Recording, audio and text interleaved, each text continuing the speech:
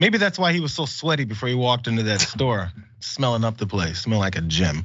He was attacking folks at a pride event that were then just trying to march, because that's what good Christians do. We got room for one more story, John. I think it's perfectly tailored for you since you used to be in the service industry, waiter exactly, but it's about tips. Except we got DoorDashers looking for tips. Maybe you guys saw this.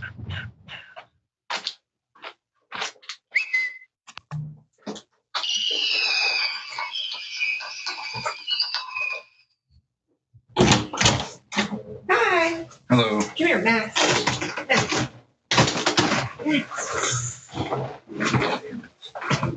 Max. There you go. Thank you. You're welcome. I just want to say it's a nice house for a $5 tip. You're welcome. Thank you. Damn. If you couldn't tell, there was a DoorDash delivery man there who delivered a pizza to a woman. It's a pretty nice house, I think, from the looks of that doorbell cam. But after he got a $5 tip for that $20 pizza, he's like, yeah. Nice house for a $5 tip. Then said F you after she said you're welcome. Bit of a startling interaction there between this driver and this one lady. So after it all went down, she sent she complained to DoorDash, sent them the video that she'd recorded from her doorbell, and then they did this. DoorDash delivery man was then fired after cursing that woman out over that 25% tip. In case you guys didn't do the math, yes, it was $5 for a $20 meal. And he thought, hey, yo, this house is way too nice. You should be giving me the equal 100% tip, I suppose. I don't know. But definitely the tipping thing has become a bigger thing, considering how many people now are depending on it in these cases. But I wonder if this self-sabotage is something he should have wanted to do. The woman's name is Lacey Percival. And she also talked about how she actually is a pretty damn good tipper. She posted some of these things online to just prove her point when I thought everyone was on her side anyway. But she did say, just to clear the air, I do tip well after my interaction with Dashers. So she also went on Fox News. I don't know if you guys had seen this. I watched her interview with Ducey. Sorry, I said it like that. She went on with Steve Ducey and she was talking about how she tips beforehand and she tips after a certain amount because based off of how the interaction is. So I think he only got the 5. Maybe he'd have got another 5 if he was nice. Who knows? But that was her story behind it, and she pointed out with that receipt there. But also the reasons why she even uses DoorDash to this degree is because she and her husband, I believe, were in a car accident, a head-on collision with a drunk driver earlier this year, and she had been depending on DoorDash to help her as she then heals and repairs her body from that whole thing. But John, so I mean, everyone already has, not everyone, many people already have this guilt when it comes around tipping if maybe they don't have enough or what they would have given if they had more. But the assumption of the house being something that this woman who was grabbing a pizza from you, I think is a bit of an assumption. Yeah, that's a tough one. I've been in a lot of different aspects of the service industry. I've been, a busboy and a waiter and a bartender and all of that stuff. Caterer. I have not done delivery driving, so I cannot speak, with direct life experience on that. I imagine it's probably pretty rough in terms of the job, and a lot of people probably don't tip at all. And you're doing a lot of work potentially for not a lot of money. The issue is that simultaneously multiple things are true. $5 for a $20 dish is a good tip in a restaurant when you have to bring it from the expo line to the table. When you have to bring it multiple miles and go out of your way and you're doing wear and tear in your car, it's not so good. But at the same time, on a lot of those apps, you got all these extra fees and service stuff piled on top of it that don't necessarily go to the driver, but it certainly feels like a tip. It feels like you're already spending a lot of extra money. So what are you supposed to do?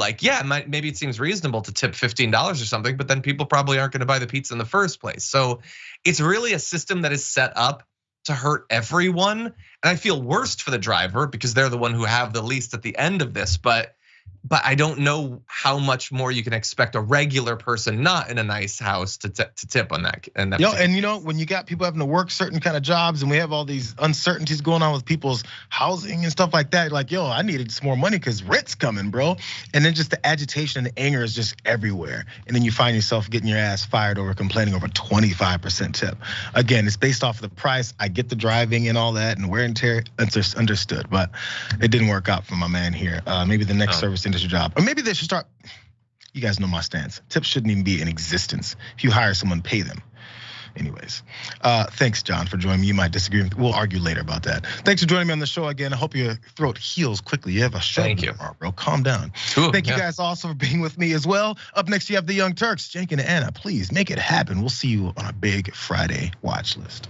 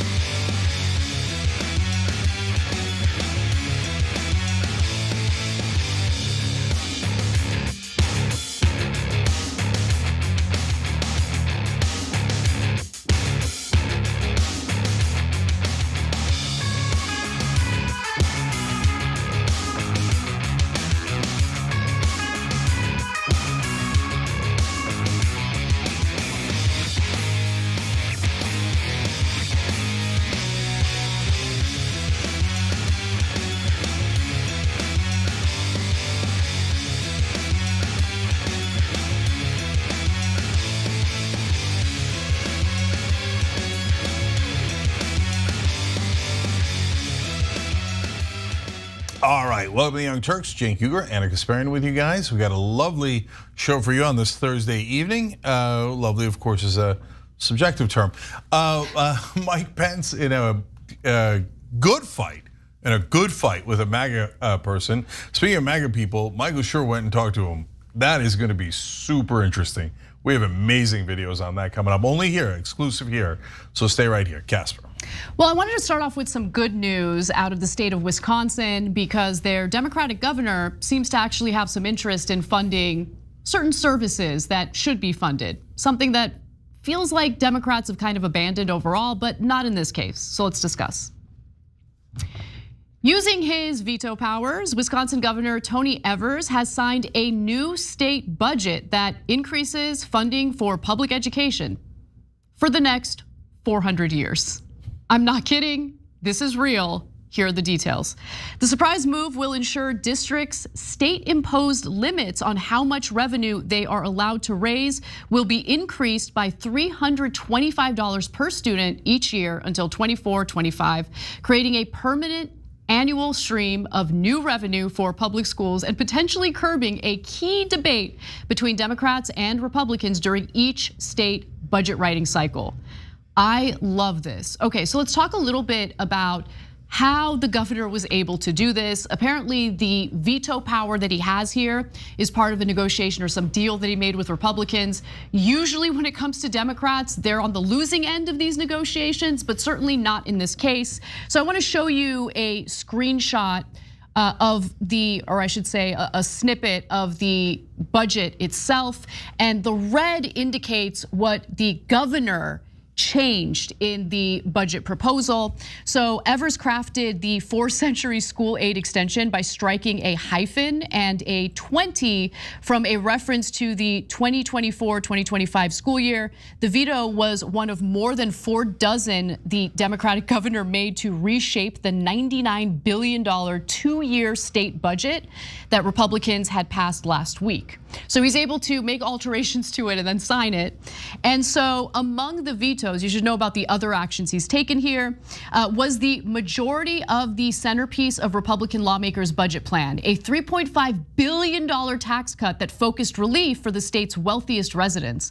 The reshaped budget will provide $175 million in tax relief and won't condense the state's 4 income tax brackets into 3, as Republicans proposed, according to the governor. So just to kind of summarize that, I know there's a lot of wording there. What he decided to do was cut taxes a little bit, but not for the highest earners in the state.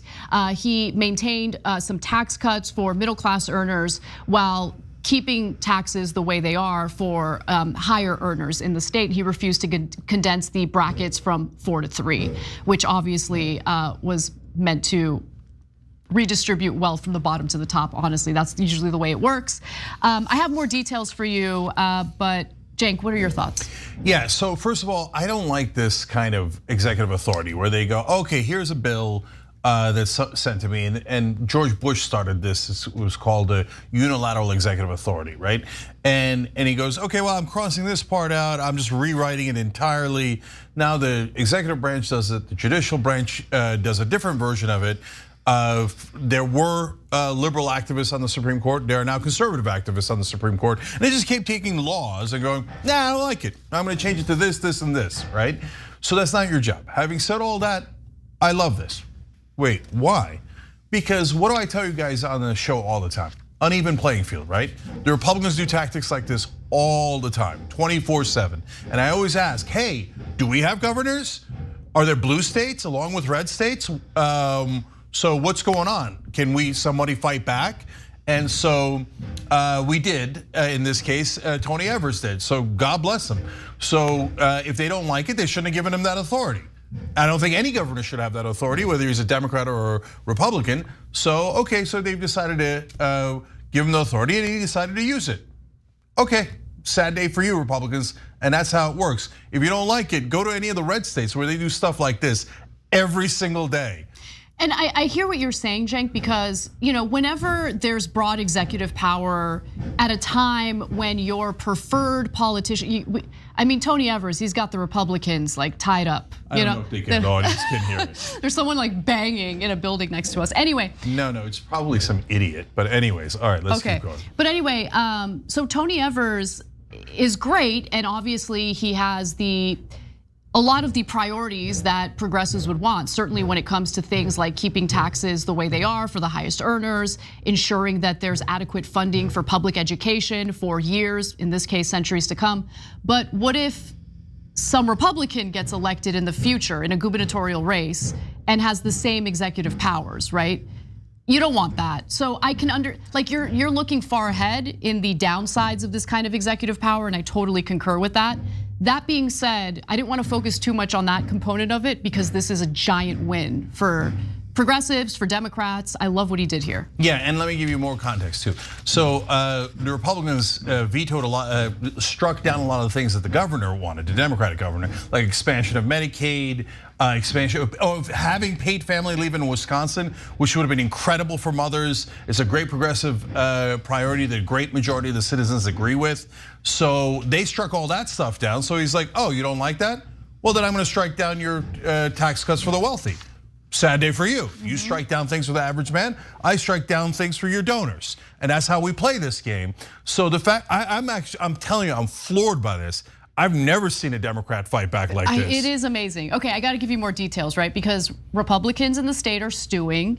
And so Robin Vos, who's a Wisconsin assembly member, a Republican, contradicts themselves in this statement, but here's the beginning of it. Vetoing tax cuts on the top 2 brackets provides hardly any tax relief for truly middle-class families. And then goes on to say his decision also creates another economic disadvantage for Wisconsin, leaving our top bracket higher than most of our neighboring states, including Illinois. So what are your real concerns here, Robin? Is it middle-class earners or the highest earners in the state of Wisconsin? It's the highest earners. How did we know? Because you just said it. Literally, okay, yeah. Literally, you were like, okay, yeah, like our top bracket, our beloved top bracket, almost all of our bribes, I mean campaign contributions come from that bracket. We have to serve that bracket. We're Republicans, the party of the rich. Wait, did I say that out loud? We're the party of grabbing power even when we didn't earn it and we didn't get enough votes, but now we're worried about Tony Evers grabbing power? So look, we've got to end this kind of authority overall for Republicans or Democrats in the long run. But for now, thank you to Tony Evers for fighting back. First governor in a million years to fight back against Republicans.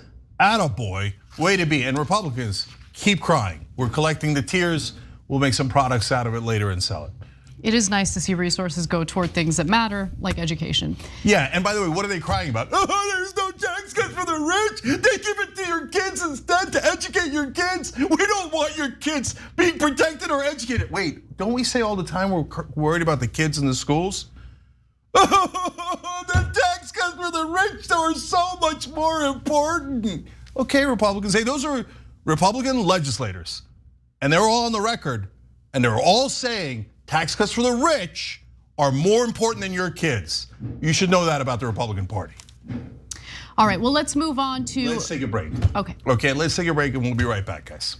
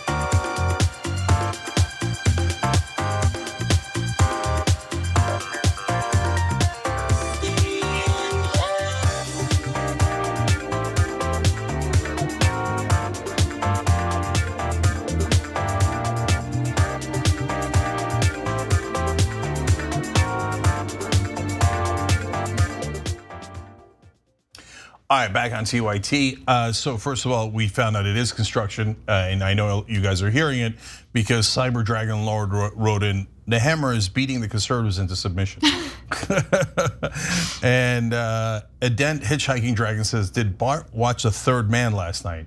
I don't know if that's a reference to the noise, but no, Bart's doing stage today. Edwin's doing audio. Leftist Magical Dragon wrote in. It's a fun name, but it's a mouthful. Cenk and Anna on Thursday after the 4th. Absolutely love the news out of Wisconsin from the Dem governor there who's trying to stand up to the fascists. And it's been clear since 9/11 that the only way any progressive legal action can actually happen in America is by executive action like Evers did. But I agree with Cenk. This is only going to keep getting more authoritarian if this is the only way to get anything done. Totally agree. That's exactly what we're worried about. The only other way to do it is through the real way to do it. The right way to do it is through legislation. But the problem is our progressive legislators don't know how to fight and win, and Democrats pretend that they're on your side, and they don't want to win either. And guys, I mean, just real quick. I mean, I keep saying this, although I was on News Nation last night, they were laughing about it, right? 84% of Americans want paid family leave. 74% of Republicans want it. It's the easiest thing in the world to pass. And Cuomo, who I like, and I know people hate that I like him, but okay, it is what it is. But even he was like, oh, well, you can't get that passed. No, if you're a politician and you can't get something with 84% popularity passed, that means you're either an enormous loser or an enormous liar. I'm sorry, there is no third option. Like, what are the constituents paying you for if you're unable to get the job done with that kind of public support? Yeah, Biden says voting rights. I can't get voting rights passed. That's only 2/3 popularity, and it's exactly what my base wants, my voters want. Minimum wage, I can't. That's 2/3 popularity. I can't get it passed. Paid family leave, 84%. I'm the biggest loser in America. I can't get it passed. Well, just say it, Biden. Admit you're a loser, and let's pick another candidate and let's move on. We'll be back.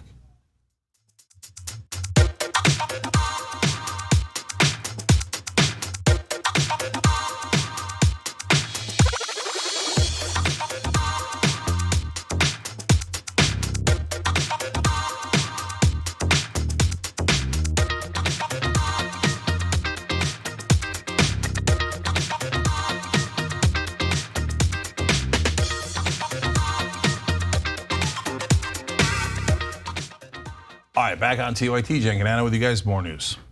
Well, let's get to an update on a story from just last week. After federal agents spotted and chased Taylor Toronto outside the D.C. home of former President Obama, they say they found these guns, hundreds of rounds of ammunition, and a machete in Toronto's van parked nearby. The feds had already been trying to arrest Toronto for allegedly being part of the mob that attacked the Capitol January 6th, for which he faces 4 misdemeanor charges. Taylor Toronto, the man you just witnessed in that video, the man who was arrested in Obama's DC neighborhood just last week, was discovered with weapons and was also live streaming in the area the exact same day that Donald Trump shared Obama's address on Truth Social. That is the update to the story. The prosecutors have written a memo in this case indicating that there could be a connection between Trump's post on social media and the actions that Toronto took on that day. Toronto, who had an open warrant for his arrest related to the riot charges, the January 6th riot charges, was arrested last week in Obama's neighborhood with firearms after claiming on an internet live stream the day before that he had a detonator. So you can understand that that kind of threat would lead to federal authorities looking for this guy. I mean, he already had a warrant out for his arrest. Now, the weapons that they found on him, or at least in his van, which he is allegedly living in, included 2 guns, 400 rounds of ammunition, a machete, and according to some reports, materials to make Molotov cocktails. There wasn't a bomb or with a detonator found in the van, at least as far as we know at the moment. He was, again, also found to be living in the van. He's originally from Seattle, but when he was discovered and detained, he was in DC. Now, thanks to this new memo, federal prosecutors have provided more details about him and what the allegations against him happen to be. Let's watch. Federal prosecutors told a judge Toronto could have learned Obama's address from a social media post by former President Trump. They alleged Trump posted what he claimed was Obama's address on his Truth Social platform, the same day Toronto was arrested near the home. Toronto is also accused of targeting Democratic Congressman Jamie Raskin of Maryland, who led Trump's second impeachment. They say Toronto posted a video on June 18th inside an elementary school near Raskin's home. Now, I want to get to the threats against Raskin in just a moment, but real quick, so on that day that he was found in Obama's DC neighborhood, he also said in a Telegram post, quote, "We got these losers surrounded, see you in hell, Podestas and Obamas." And when it comes to the Raskin-related allegations, apparently on Sunday, June 18th, Toronto and several others entered an elementary school near Raskin's home, with Toronto live streaming the group walking around the school, entering the gymnasium, and using a projector to display a film related to January 6th. And that, again, is according to the prosecutor's filing. Toronto stated that he specifically chose the elementary school due to its proximity to Raskin's home, and that he is targeting Raskin because he's one of the guys that hates January 6 people, or more like Trump supporters. And it's kind of like sending a shockwave through him because I did nothing wrong. And he's probably freaking out and saying stuff like, well, he's stalking me, the filing said. Yeah, that's because you're stalking him. Yeah, you're at a... With a machete and 400 rounds of ammunition near his kid's elementary school, you freaking lunatic. So there is... Letting him out of prison would be insanity, total, utter insanity.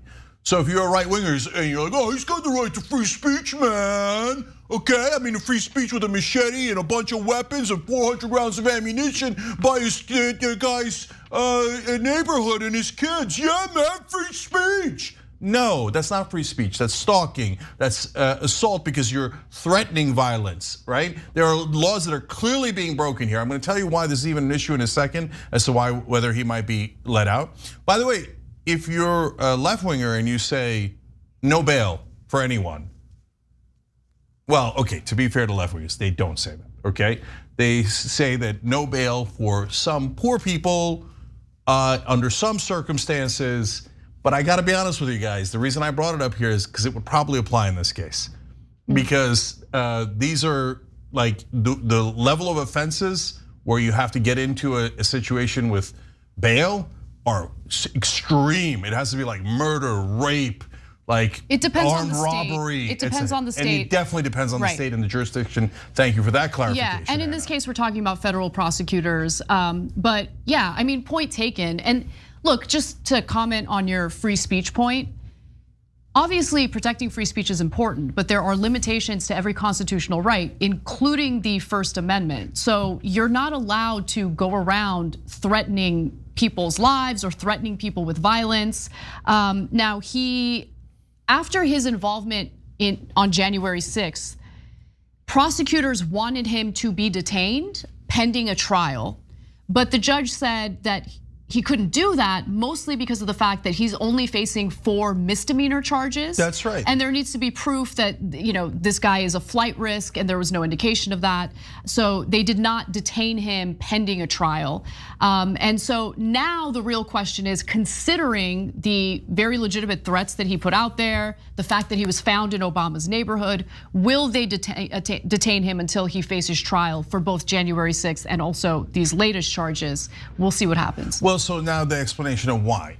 So they're trying to keep him in jail because of January 6 charges, but they already failed on that because they're misdemeanors. And I'm sorry, but like I said, the right wing and the left wing agree that on misdemeanors you should walk until your trial, right? So now there's new threats against Obama and Raskin, and yes, Kevin McCarthy as well, obviously the leader of the Republicans in the House. So, but they haven't charged those. So I'm wondering what's taking so long. Yeah, this is a potential assassination attempt on a former president. What are we waiting on? And I think that they're probably a little worried about like, hey, is it actual assault because he's saying, hey, you're gonna get it, but he didn't say, I'm gonna chop your head off. Oh, you're in a lot of trouble and I know where you live and I know where your kids are, but he didn't say he was gonna dismember them, right? So, and by the way, the guy brags about it. He's like, oh, I got told by another right-winger how to cheat and threaten them but calling it free speech. And that if you don't say you're gonna do it directly, they can't do anything about it. No, okay, so is this the loopholes games we're playing? And now right-wingers prepare to have your feelings hurt. So are all Republicans lunatics going around Raskin and Obama's house? Of course not, right? But you guys ever say anything about this? I've never seen it.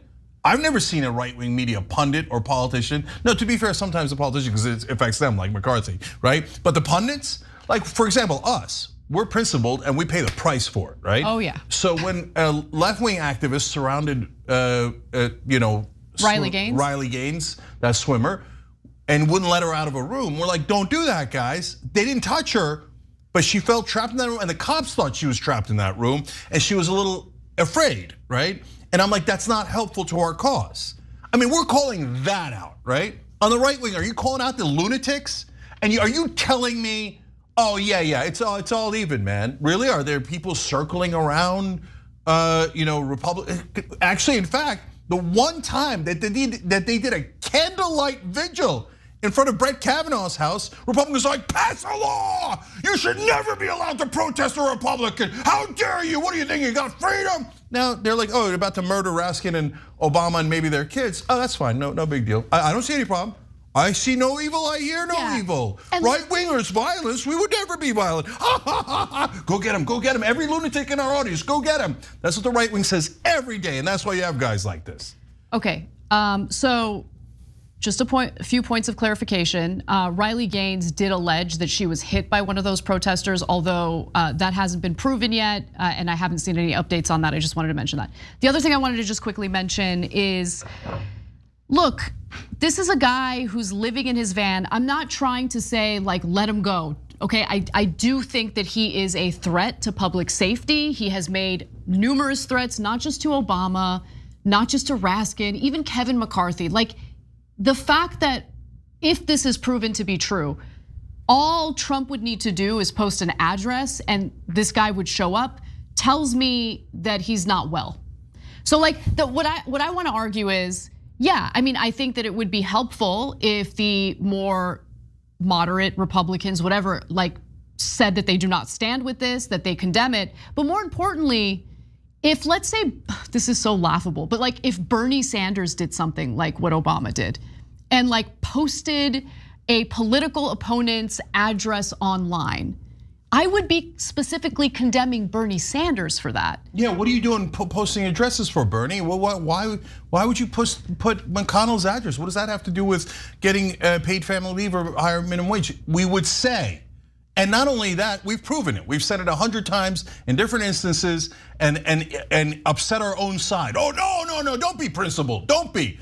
It's okay when we do it, but not okay when they. But also, no false equivalencies. Like the worst we've gotten from the left is, did they touch Riley Gaines? Did they brush up against Riley Gaines or not? Whereas other sides got bombs in the vans, and you got the guys sending the pipe bombs to every Democrat there is. There's the shooting after shooting after shooting after shooting. It's not a coincidence. The right-wing media weaponizes people that they know are mentally unwell in their audience. They know they're speaking to a broad audience, but instead of saying, hey guys, don't do violence, don't do anything physical, as we say 1,000 times on this show, they're like, well, I mean, is somebody gonna do anything about this? I mean, this is the worst thing in the world, right? Lunatics, go grab a weapon. And weapons are awesome, let's go get them. Well, I didn't say anything. So is Tucker Carlson that different than this guy? Who's like, hey, technically, I'm not sure I did anything illegal. Okay, I just told you these are the worst people on earth and that maybe somebody should do something about it, and that your most important right is the one to have a weapon against government tyranny. If you just happen to think that thing's tyrannical. Maybe you should go into Pelosi's house with a hammer. Maybe you should go to Obama and Raskin's house with machetes and weapons. Do I see anybody on Fox News calling it out? No one, zero. Further, just to buttress your point, and remember, the reason why we know about these statements is because he was live streaming as he was in these various places, including Obama's neighborhood and the elementary school near Jamie Raskin's home. Going back to Jamie Raskin and what he had said while he was at the elementary school, Toronto further comments, and this is according to the prosecutor's memo, quote, "I didn't tell anyone where he lives because I want him," meaning Raskin, "all to myself," and that was Piney Branch Elementary School in Maryland, right next to where Representative Raskin and his wife live. So these are pretty specific threats, and I do think he poses a threat to various politicians, possibly other members of the public. So I do think that he should be detained pending a trial, and it should be a speedy trial. That's the one other thing I'll just say about all of this.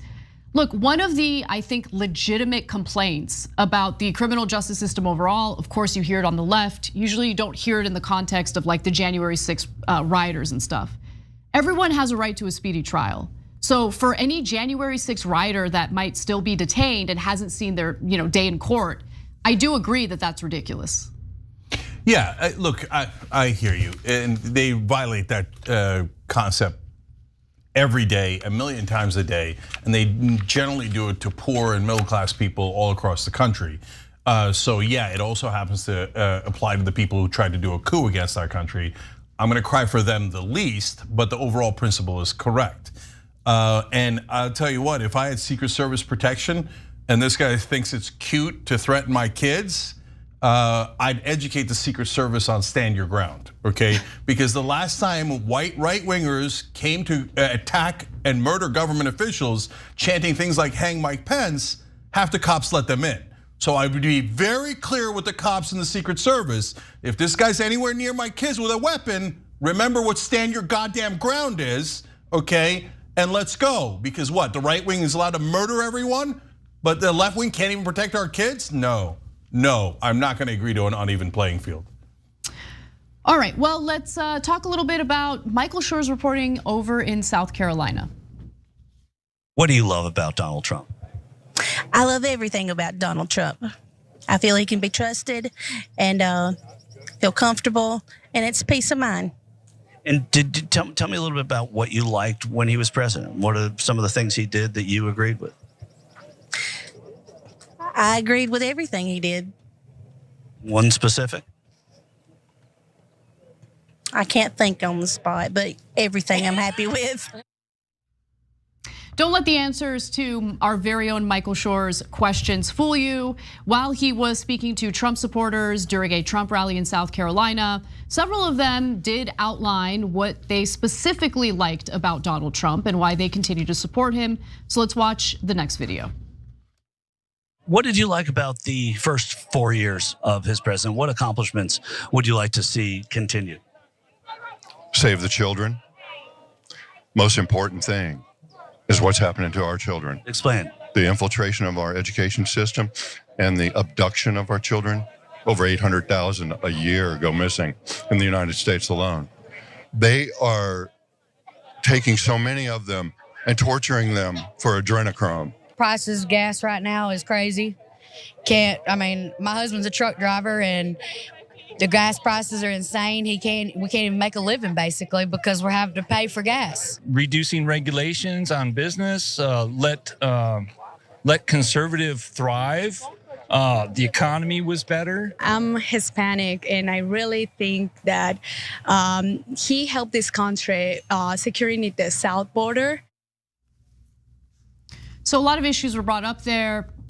Protecting the children, I'm assuming from human trafficking, lower gas prices is what they're hoping they would get from a second Trump presidency, and also reducing regulations on business. And I got to be honest, that part was very traditional conservative Republican, right? Yeah. So that made a lot of sense, and that's actually what Trump did during his time in office. So he seemed to be the one who was the most, I guess, justified in his support for Donald Trump, because what he wants, he's gonna get.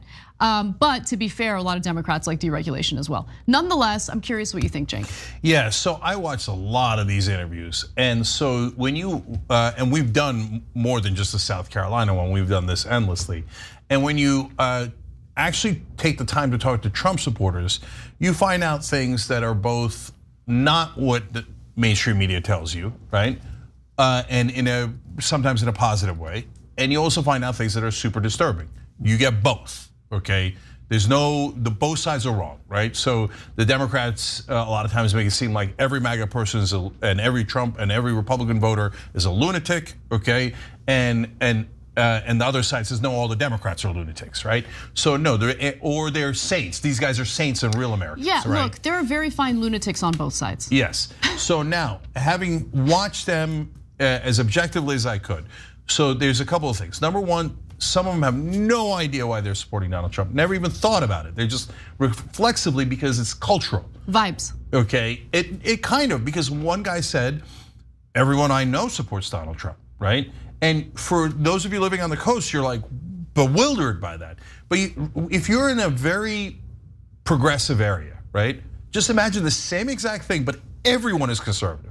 And everyone is gaslighting you that Trump is like the greatest guy in the world and he's sticking up for us, etc. Like, are you sure you'd be able to resist that? Because we're tribal and that's how we act as human beings. Okay, so yes, some of them had no reason at all, and I'll come back to that. But some of them did have reasons, regulation, inflation, and I might not agree with a lot of their reasons. And when Michael asked them for facts, there weren't a lot, right? So like one of the guys said, hey, you know what, Trump brought down unemployment. Well, that's actually a little bit true, so there's a fact. And Obama had brought it from like 11 or 12% where Bush left it, down to 5%, and then Trump brought it to around 4%. So he decreased it a little bit. Now, did they give Obama credit for decreasing it massively? No. Then did Biden decrease it from Trump? Yes, but they don't believe that. They think, no, unemployment is higher now. It's not true. Unemployment is lower than Trump's, right? So there are actual facts and they get a lot of them wrong, which goes to Anna's main point, which is yes, Jake. Where are they getting the information? Yes, Jake, okay. Yes, okay. Yes. Okay. Yes, that's the point I was gonna make. I know. Yes, I know, okay. I know. Okay, so let me get there. So you're definitely still not gonna like some of my answers. No, it's okay as long as you understand that, again, like you guys, the filter bubbles are so powerful and it's just important to keep that in mind before jumping to conclusions about whether someone is inherently like a terrible person that can't be saved and is worthless. Like I hate that kind of talk, but anyway, continue.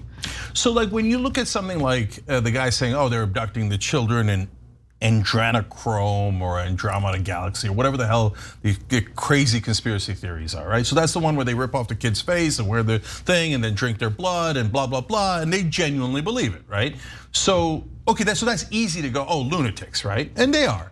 But they got that from Bob on Facebook, or it was Alex Jones hinted at it, or some guy on Fox News, and then they did search, and they have the whole methodology the right-wing leaders do of they find like Google bubbles where there's no information, and they'll insert a word that then they'll put into the talking points of all the right-wing media. So when people go to search for it on Google, like Androchrome or whatever this thing is, all they get is all of the links seem to say, yeah, it's true. The Democrats rip the face off the kids after they molest them and then drink their blood to be younger.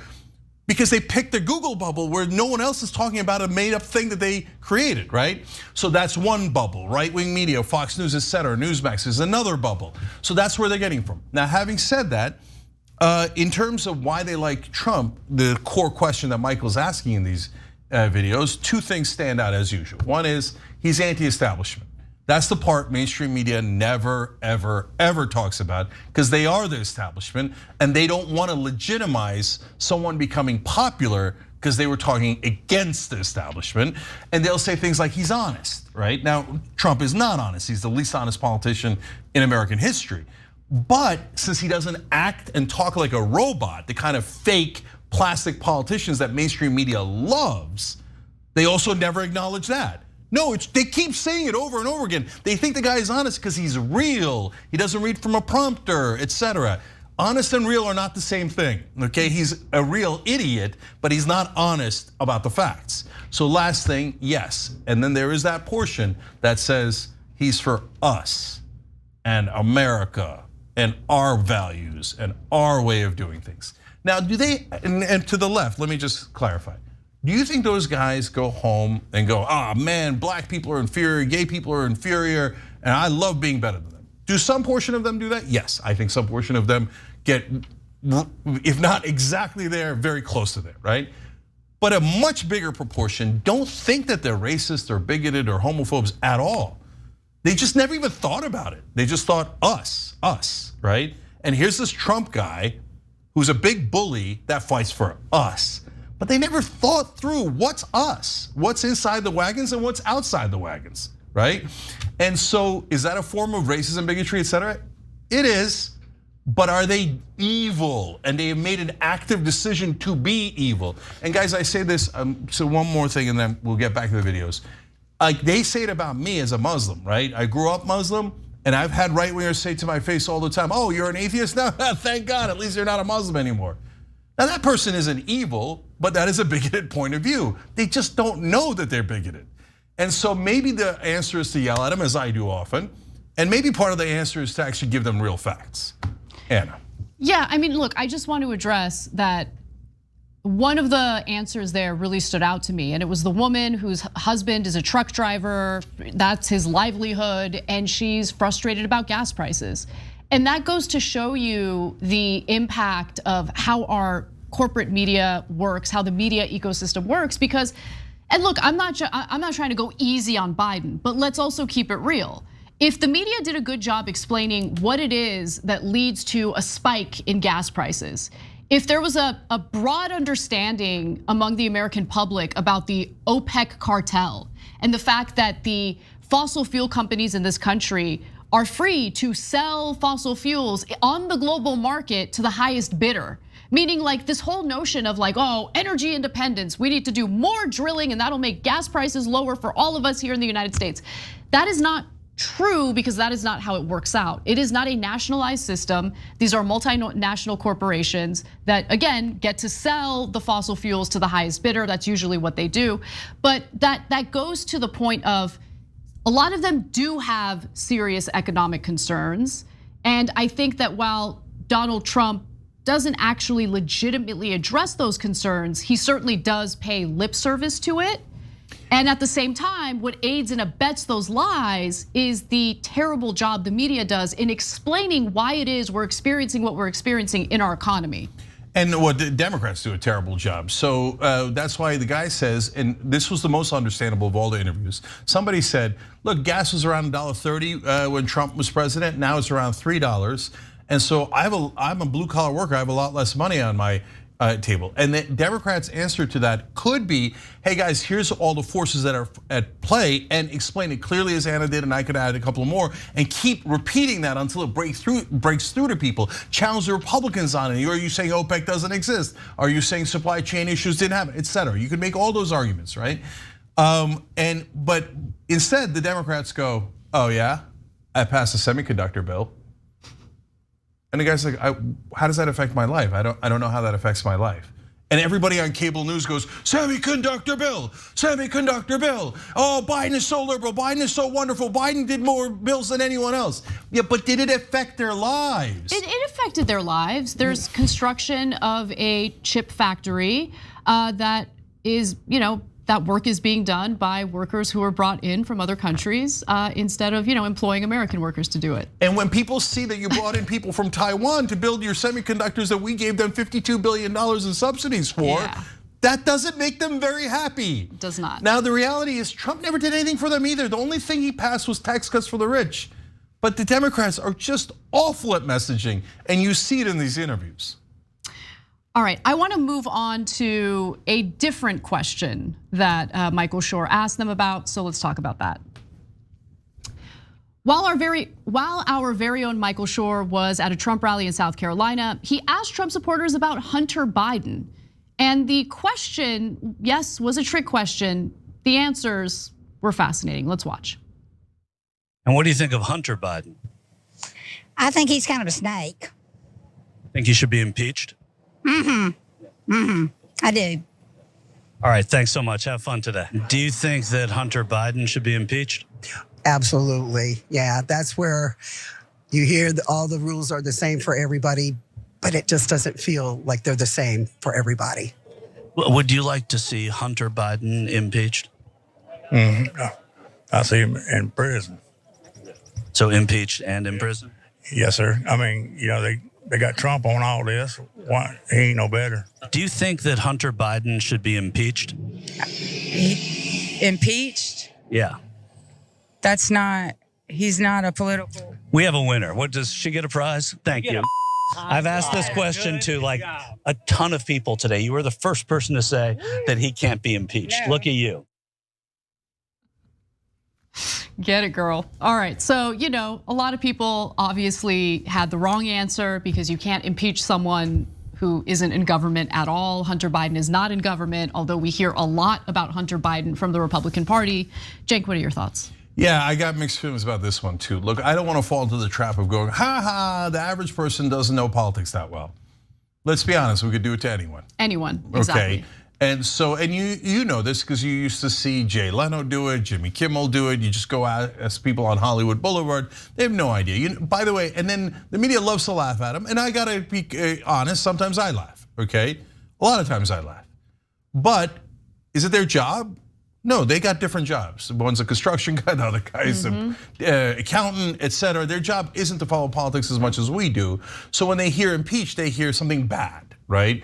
But do they remember from civics class that no, you got to be in office to get impeached? Right. Yeah, exactly. Do they know what? Like they hear that word and they know what the connotation is, right? It's a consequence for bad behavior, right? And that's what they want to see. They want to see consequences for bad behavior. Now, I have no problem with Hunter Biden dealing with consequences for bad behavior, but so far it's mostly been personal stuff for him, stuff that has no bearing on the American public. If the Republican Party and Representative Comer's investigation turns up any quid pro quo in regard to foreign money flowing into the pockets of the Bidens in return for some sort of favor, then we're having a conversation about potential criminality. However, they have failed to prove that, at least so far. We'll see what happens.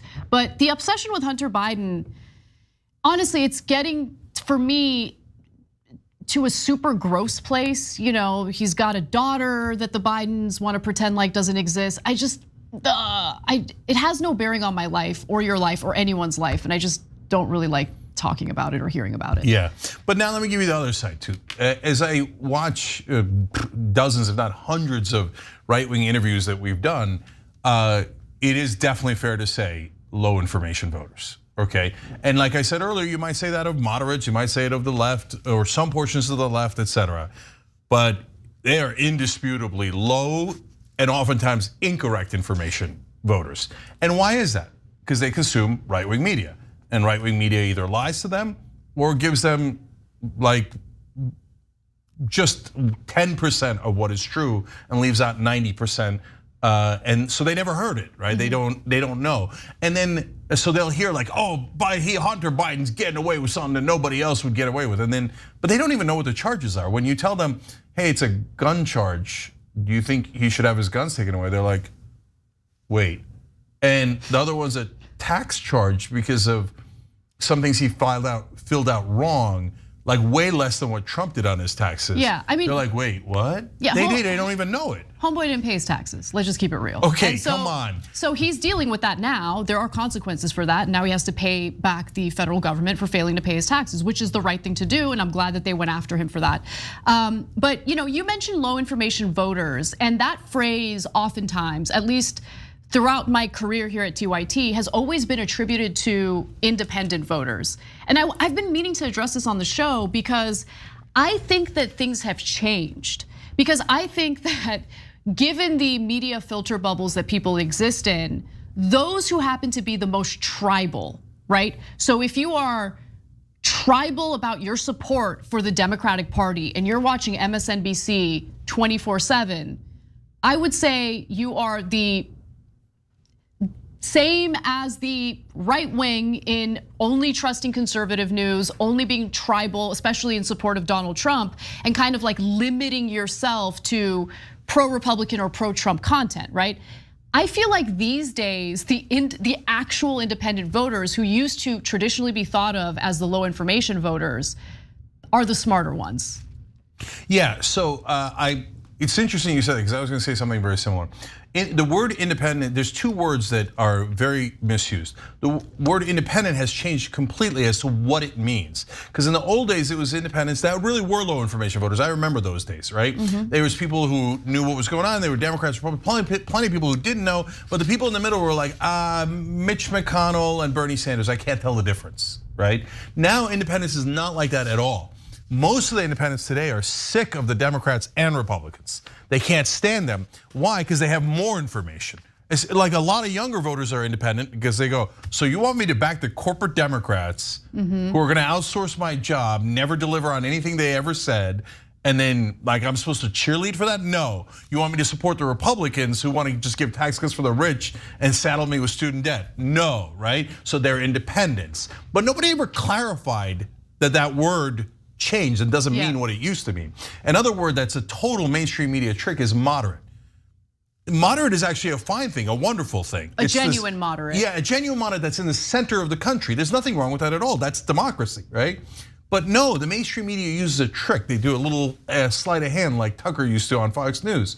They say moderate is the one that says bipartisan in the middle of Washington, not the country. And the middle of Washington is super right wing. They don't do things that are very popular, like paid family leave at 84%. They're super corporate. Yeah, it's super corporate. And they pass things like the Mountain Valley Pipeline, which polls terribly, right? And they do all of these incredibly unpopular things, like passing more tax cuts for the rich. And even though those are extreme positions, only backed by about a quarter of the country, everyone in mainstream media comes out and goes, moderate. Moderate. Joe Manchin's a moderate. All these Republicans are moderates. Biden's a moderate. They're all moderates. No, they're extremists for corporations.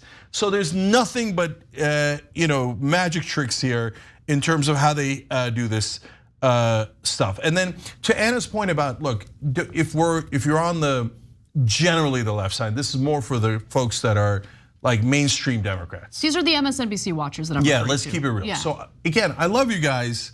And there's, but it's our job to tell you what we think, right? And I got to tell you, brothers and sisters, when the anchors on MSNBC tell you that when Republicans take millions of dollars in campaign contributions from the Koch brothers, etc., they're evil and awful and are bought by those guys, they imply that. But when Nancy Pelosi and Schumer and Biden take the same money, no, it doesn't affect them at all. Oh God, they're having principled debates, and then go to CNN. It's even worse. They're like the Republicans and the moderates, so honorable, so decent, so moderate, so bipartisan. So, oh my God, what do you think? What is your ideology? There's no ideology. All there is checks, legalized bribes, and mainstream media lies to you probably more than any faction of media, right? And why? Their number one customer is politicians. Last midterm, they got $17 billion funneled to mainstream media in the form of political ads. You think they're gonna bite the hand that feeds them? So as you look at these Trump supporters and you see them saying things that aren't true and some things that sound crazy, name me something crazier than politicians are decent, honorable people who are not at all affected by millions of dollars in legalized bribes, and they're having ideological battles. I don't know anything crazier than that. Spicy Pence when we come back from the break.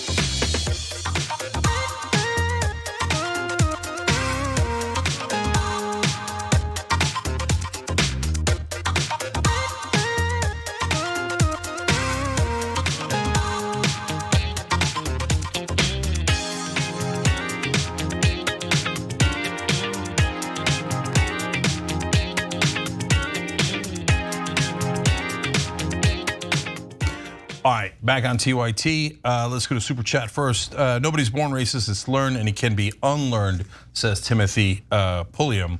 I think that is pretty much indisputably true. It's a hard thing to get people to unlearn.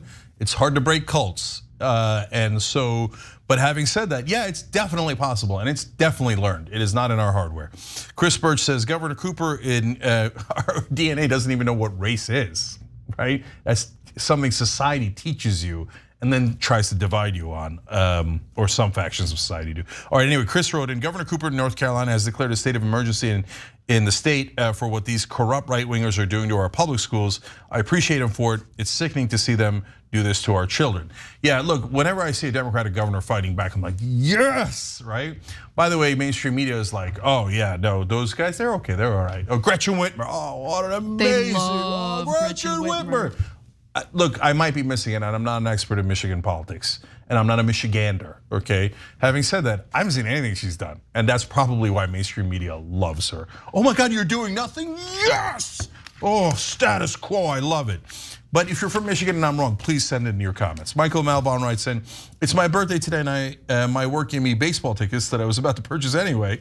I formally, officially, hereby decree that 42 is the paid forward birthday in this country going forward. Nice. Michael, I like that way of thinking. And my jersey number in high school football, 42. So, and it's also the answer to the universe if you read certain books. Okay. Happy birthday to a fellow Cancer. So there you go. All right, two pieces of criticism here from YouTube members. Black Mage 999 said, you all keep saying living in his van like it's a bad thing. There's absolutely nothing wrong or strange about living in a van. If it sounds like that, we certainly didn't intend it. It is not exactly the same thing, but we've got a camper van and we live in it all the time. So I definitely don't think it's a bad thing. Mayhem Mendez wrote in with a more serious comment. I'm sorry, if you're stupid enough to fall for right-wing propaganda, you are lost and you don't deserve understanding. I disagree. I think that propaganda is an incredibly powerful thing. Incredibly powerful. In fact, Mayhem Mendez, I want to address that along with Green New Dealer Dragon, who said, neolibs are the worst, they are smugly dumb. Guys, it isn't about intelligence. It isn't about smart or dumb, and I've made that mistake 100 times and I feel bad about it, okay? So, because why do I know that? Because I know some of the smartest people that 100% believe mainstream media. Here, I'll be even more arrogant. I used to believe mainstream media, and I ain't no dummy, okay? Because brainwashing is a super powerful factor, and it's the most undercounted thing in America. Absolutely.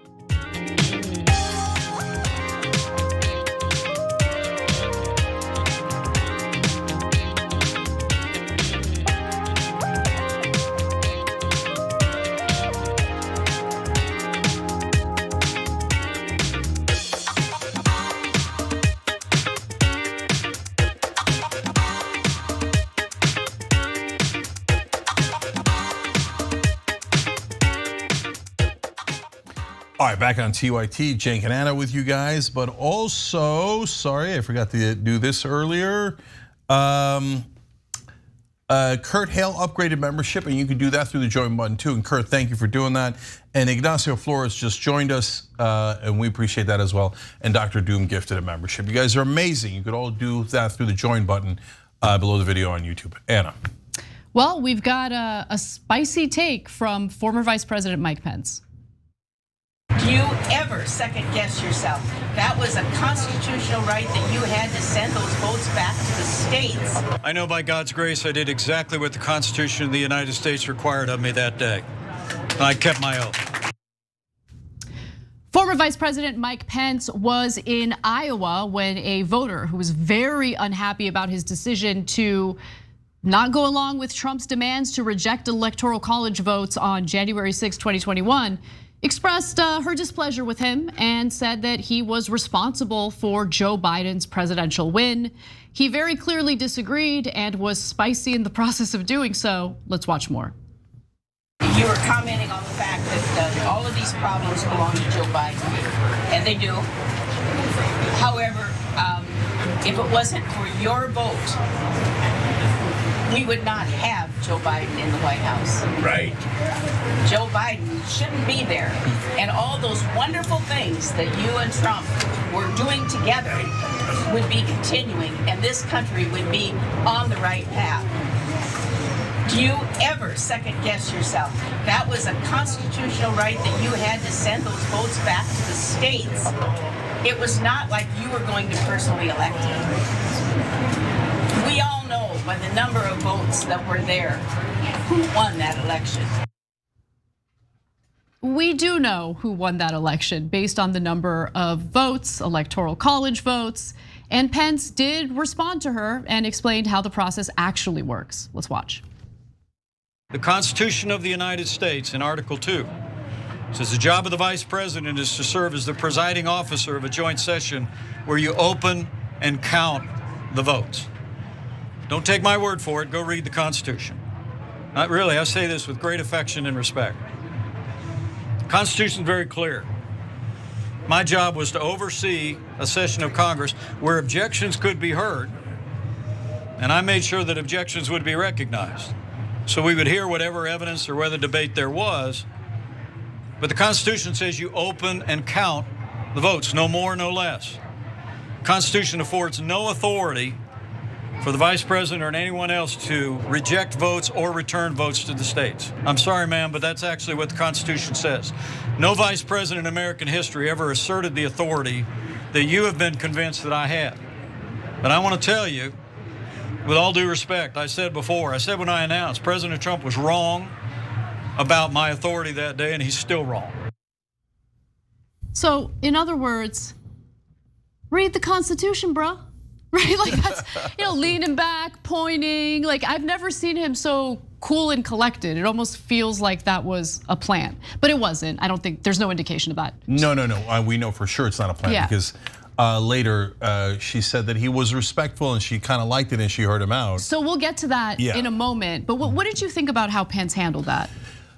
So I thought he did a great job with it. So our job's to be honest. So you know that I'm not a fan of Mike Pence, and I wouldn't vote for him if my life depended on it. But he is absolutely right on those facts. And every day I grow more comfortable saying that his actions on January 6th were heroic, and so both not leaving the building to make sure he got the job done. And he is, yes, he's kissed Trump's ring many times before and after January 6th. Yes, he's equivocating, all those things. But when push came to shove and Trump bullied everyone else, they always caved and did whatever he wanted. And Pence, when it counted the most for our democracy, did not cave. And you got to give the brother that. And his answer here was near perfect, not just because he's factually correct, but he said it in a way where he was not fighting with the person, he was not insulting them, he was getting them to maybe open their mind to facts they never heard because they listened to right-wing media and Donald Trump. I'm actually shocked. Well, let's do this. Why don't we get to the next video? Because CNN caught up with her after that exchange to see if she was persuaded. How did she feel about how Pence answered her questions? Let's watch. What do you think after hearing Mr. Pence's answer? I believe he's a good man. I love the fact that he is strengthened by his faith. But I really do feel like he altered history. Would you consider supporting Mr. Pence after listening to him today? I would consider it, but he has that one hiccup. Okay, never mind. You oversold that video. I hadn't seen it before the show. Oh, but that's because I was about to say, but she also said. Yeah, I thought maybe he persuaded her. And and I was gonna give her a lot of credit and it was gonna give me a little hope for the future of this country because if that had happened, it would communicate to me, no, if you talk calmly to people and you explain how the process works, they're persuadable. At least in this particular case, that didn't happen. No, but it's ironic, but I'm more hopeful about that than you are because she was listening. She didn't go, I hate him. She said he's a good man and she'd consider supporting him. I've never seen MAGA with someone that Trump told him crossed him and was a traitor and all that stuff. Say, no, I'm open to considering him. And there she was, open to considering him. I mean, to be fair, she's a woman. We're just a little more tethered to reality and like to practice common sense. I'm just kidding. But no, I mean, There's something, there's something about her character that just stands out and is a little different from the stereotypical Trump supporter that the media loves to blast. Yeah, to me, she was like the prototypical voter that you talk about, the MAGA voters. Like, not that they're all like that. Anna just says that there's a big contingent, and I agree with this, that it is just got the wrong information, right? And maybe they were predisposed to that wrong information. Maybe they wanted to hear the wrong information, but they definitely got the wrong information. You could tell from the entire exchange that she genuinely thought that Trump had won and that Pence screwed him by going outside the Constitution, when the exact opposite is true. Right. So she didn't come in there with like, let's get the Democrats by cheating and ending democracy. I want to be part of the coup. No, she doesn't know. She just doesn't know. Nonetheless, she does say he altered history. But in a sense, that's kind of true. She doesn't mean it that way, but Pence altered history in the right way, right? If it was a complete lackey who had no spine at all to Trump, they would have gone in there and tried to complete the coup and bring in the fake electors. And that would have been a very different timeline. Okay, I have a question about that though. So let's say Pence really had no spine at all, and when it mattered most, he ceded to Donald Trump's demands. I mean, that had a real chance of working. Really? Yeah, I'll tell you why. I'll tell you exactly why. And that's why I love that Jack Smith is pursuing the fake elector scheme. Okay. Because that's at the very core of what I actually think was an actual attempted coup. Okay. And so not the rioters. The rioters are just wasting time, distracting. And the point of the rioters were not to take the building and keep the building. The point of the rioters was to intimidate the politicians into saying, okay, we'll bring it back to the states. Because if Pence listens to Trump when he's supposed to just count the states, that's his only job in the Constitution. He cannot disagree, he cannot change them, right? And the Constitution is very clear as he outlined. If instead he said, screw the Constitution, I'm gonna go with what Trump says. Okay, Wisconsin says Biden won, I don't believe him. We're sending it back to Wisconsin to get us the real electors. Well, then they can't certify the vote that day because he literally blocked the proceeding to certify the vote. Correct. What happens when they go back to those states? Well, a lot of those states have, even though they voted for Biden, they have Republican-held legislatures. And the Republican legislatures got the fake electors ready. And a lot of those fake electors signed a document saying, I'm the real elector, and they handed it into the federal government. And Jack Smith is now flipping those guys, the prosecutor. And he's getting them to admit, yeah, I was lying, I'm not the actual elector. And so- Isn't that fraud? Yeah, that's why they're in a lot of trouble. Okay, but my point is, and I'm sorry for dragging this out, but I am genuinely curious. So if Pence had done something unconstitutional and went along with what Trump wanted, and if you had all these fraudulent electors essentially giving this victory to Donald Trump, wouldn't the Democrats sue? Wouldn't they take this to the Supreme Court? And wouldn't? And look, I get that the Supreme Court is right wing. But as we have shared with you in various rulings as of late, they actually sided with an employee versus the actual corporations in a recent case. No, I'll tell you why. Yeah. So look, would the Supreme Court then go, screw the Constitution, we're going with the fake electors? Well, in 2000, the Supreme Court said, screw states' rights, even though they pretend to be in favor of states' rights, and they literally stopped Florida from counting. And they said, no, Bush won, we don't want you to count it, okay? And so that, the Supreme Court has already stolen an election. That's not 1% hyperbole. Secondly, here, there's a mechanism with which they could have used to steal this election. They could have said, hey, listen, the state legislatures say one thing, you Democrats say another. It's a political question, and we're invoking the political question doctrine. So that you guys deal with it politically, it's not for us to decide. Elections are your business, not our business, okay? Good point. And if they do that, then the Republican legislatures go, sorry, the fake electors are real. And even if you have a controversy, it goes to the House. But the House picks the president, but it does it state by state. And Republicans, even then, even though they had less members of the House, they had more states, so they would have won. So that plan was not a terrible plan. That's why it was actually low-key genius. Yes, that's why Peter Navarro and Steve Bannon often brag about it. They're like, look, we had this thing stolen. If this son of a bitch Pence would just burn the Constitution, I think we could have gotten Clarence Thomas and Alito to say, oh, political question doctrine. Oh, wow. And we steal the goddamn election.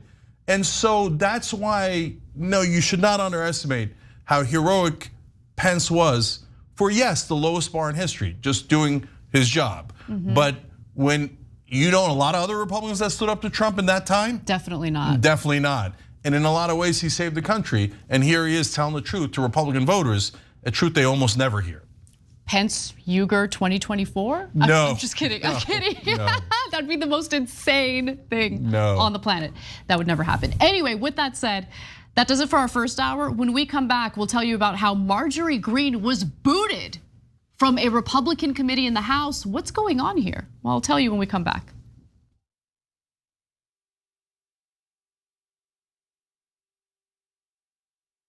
You're about to watch some behind the scenes footage of the Young Turks. Ooh. Now, these are partial videos. If you want to get all of them, you become a member. Go to tyt.com/join, and you'll get all the behind the scenes of me, Anna, John, JR, a little bit reality show like. tyt.com/join, and enjoy this. You know what you're seeing behind me? Jersey. Hold. Watch me flip this camera.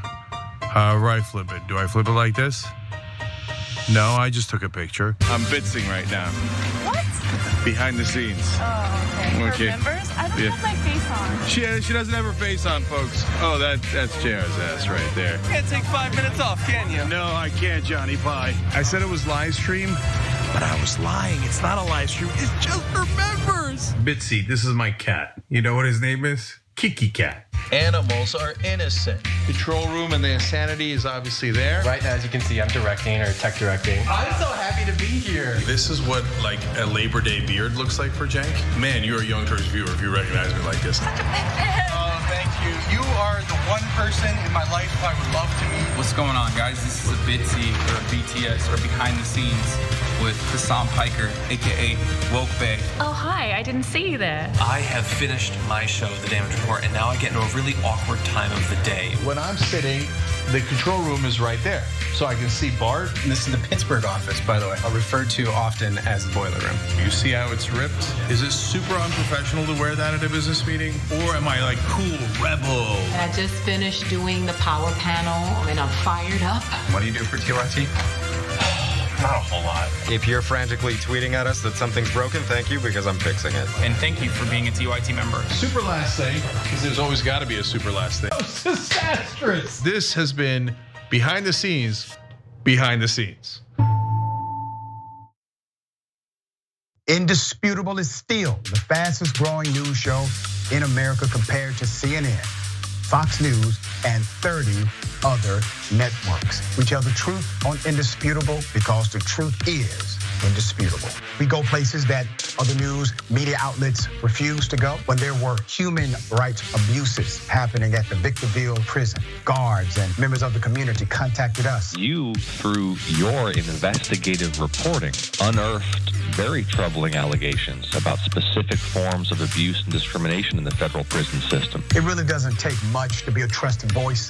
All it takes is to be fearless, report on matters, be an advocate. I called it the bullpen intentionally because it's a place of preparation. We present individuals who may have an opposing view, so we debate. Sometimes we interview individuals because their stories deserve to be heard. A survivor of significant police misconduct and his attorney. We covered this story earlier and to remind you of the horror of one man being shot at damn near 100 times by the police. We take time on this show to showcase the temper tantrums of Karens in the wild. We do this not because we want to see people's emotional outbursts in public, but because these incidents are emblematic of a bigger societal issue taking place across the nation, and it has to be checked. My friend, my big homie, attorney at law, Benjamin Crump. I just want to thank you, man. When educated, articulate brothers like yourself speak truth to power, it makes a great difference in changing the landscape in America. Listen, no matter what you do, don't allow the politics of ideology to evaporate the soul that still exists inside of you. They don't stop, I don't stop. Racism won't stop, I won't stop. Systemic bias won't stop, I won't stop. People still need health care, so I won't stop. People still need criminal justice systems reformed, so I won't stop. You won't stop either.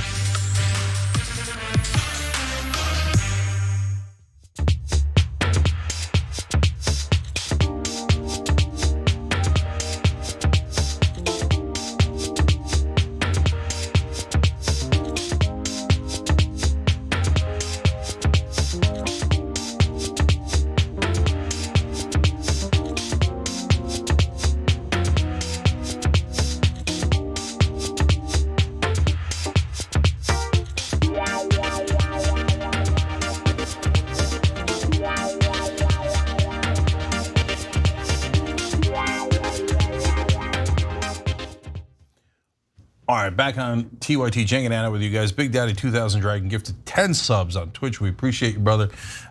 Storage Dragon is a new member on YouTube. We appreciate you. Everybody can join at tyt.com/join. But I got to read one comment here. Greasy wrote in, thank you for all the good work you guys do, like getting people like me who are extremely conservative to see the light and change. We love you, Greasy. Okay. Love people with an open mind who are willing to listen to others and think things through. And thank you. I thank you for doing that, and thank you for writing in. We appreciate it.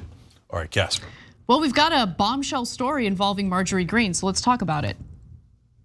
Congresswoman Marjorie Greene has been booted from the House Freedom Caucus, the far-right group of Republicans who you would think Marjorie Greene would fit right in with. However, her latest tiff with Lauren Boebert played into the decision here, but there is a twist to the story, so stick around for that. First, the details. So apparently the final straw was her big fight with Lauren Boebert on the House floor. They both wanted to introduce impeachment proposals against Joe Biden. Marjorie Greene was gonna move forward with her proposal, and then that got squashed because Lauren Boebert forced a vote on her proposal. Anyway, it led to a conflict between the two on the House floor in which Marjorie Greene referred to Lauren Boebert as a little bitch. And apparently that is an unprofessional act in a professional setting. I would venture to say that if Cenk called me a little bitch or vice versa, it probably wouldn't play so well. And so they didn't like it on the House floor either. Greene is no longer with the House Freedom Caucus, a Republican lawmaker told the Daily Beast, noting that disparaging fellow members is frowned upon. I think there has been some disparagement, and that's been going on, the GOP lawmaker added. Representative Andy Harris agreed, saying, I think the way she referred to a fellow member was probably not the way we expect our members to refer to other fellow, especially female members. And I'm gonna give you the twist to this story in just a minute, but before I do, Cenk, you're not really a giant fan of civility politics. No, I'm not. And so this is a fun, interesting story because I'm gonna show you all the different ways that Marjorie Taylor Greene and Lauren Boebert were right in this story. Okay, and then who's the final victor in terms of who's most right about Marjorie Taylor Greene getting kicked off? I'll save that to the end. So first, Marjorie Taylor Greene was correct when she said that she had introduced a bill earlier that essentially did the same thing as Boebert's bill. And so Boebert was kind of trying to steal her spotlight to some degree by introducing the same bill or a very similar bill. So Marjorie Taylor Greene is correct about that. Hold. I'll tell you what Boebert's right about. No, I was just gonna comment about how spotlight is the perfect word to use here because it's all theater. Yes. It's all theater. So so now Boebert says, yeah, okay, maybe there were similar bills, but I used a procedure that would have us vote on my bill right away because I think you're sitting on your bill because McCarthy told you to. And Boebert is correct, that is what is happening.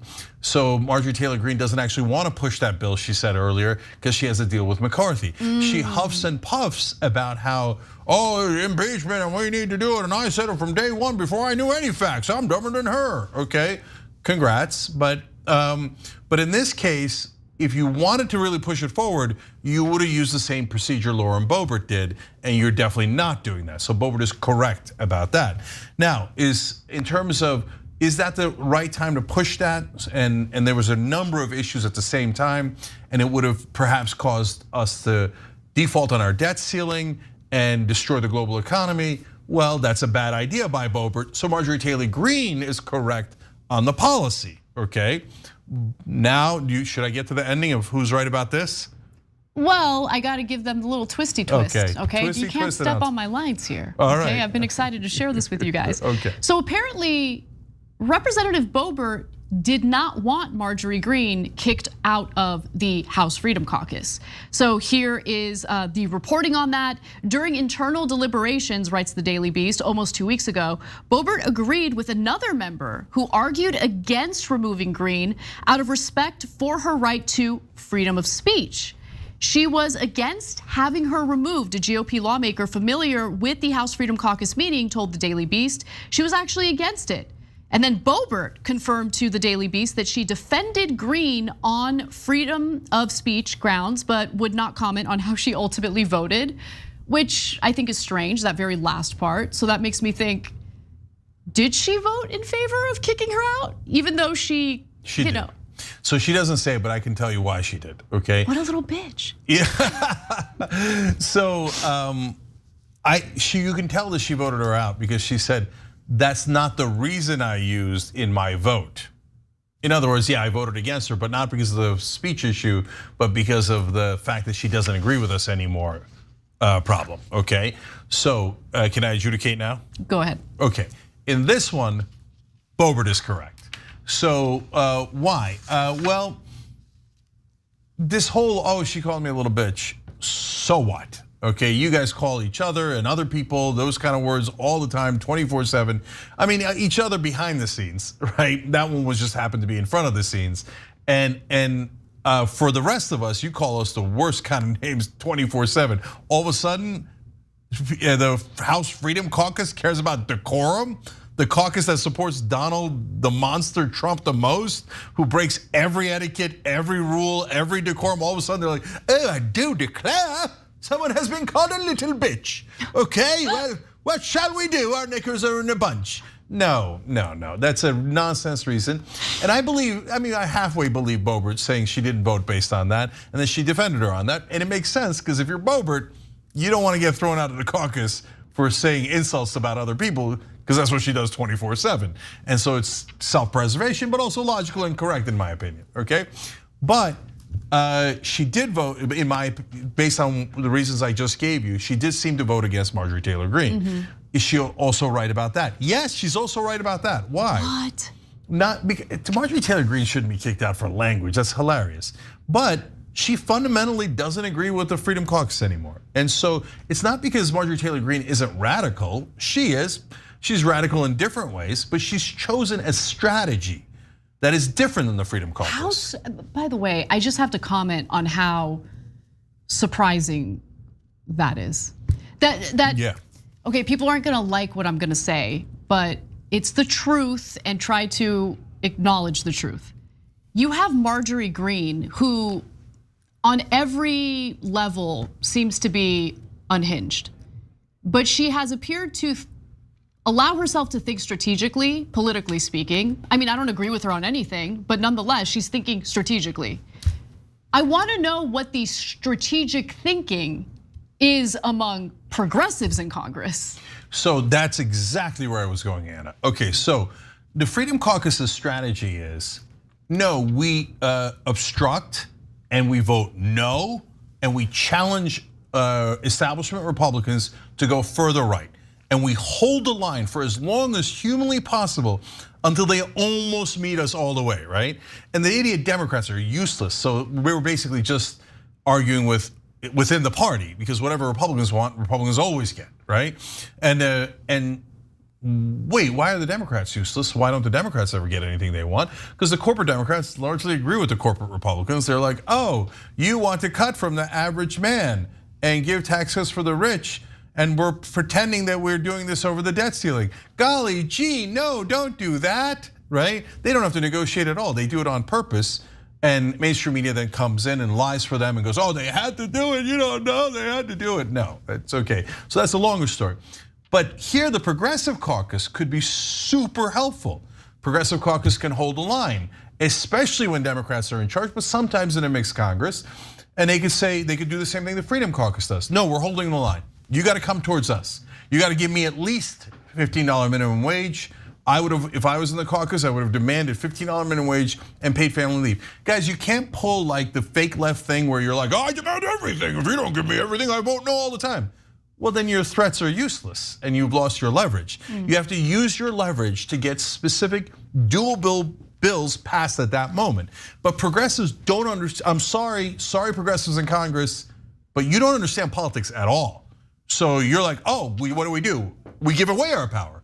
Right away we say, trust Biden, right? And just give all of our power to Biden, and then he screws us and gives Manchin the Mountain Valley Pipeline, even though Manchin's been punching him in the face the entire time he's been president, right? So progressives just, sorry, get a better leader, understand politics, do way better, because strategically, the lunatics of the Freedom Caucus are routing you. Final thing I'll say about this is, look, they have booted Marjorie Greene from their caucus.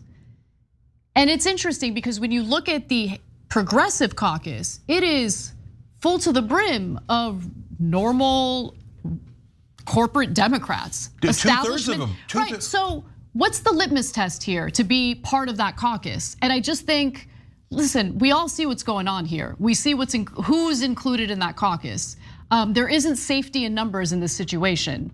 You need to have some form of accountability and ensure that the people who are part of this caucus are actually genuinely on board for the same fight for the same policies. And I just don't see that right now with the Progressive Caucus. I've got to say two last things. One is on the left side. Look, if I was in Congress, I would have started the Justice Caucus, and I would have taken the actual progressives and said, hey, we're gonna vote as a block, guys. Of course, if they agree, right? And they agree, like, oh yeah, that strategy makes sense, right? Can't force anyone to do anything, but hey, if we hold a line, here's the results. Here, I'll do proof of concept. Let's do it on $15 minimum wage and see how it goes. And if I'm wrong, then vote against me next time, but I'm not gonna be wrong, they're gonna give it to us, okay?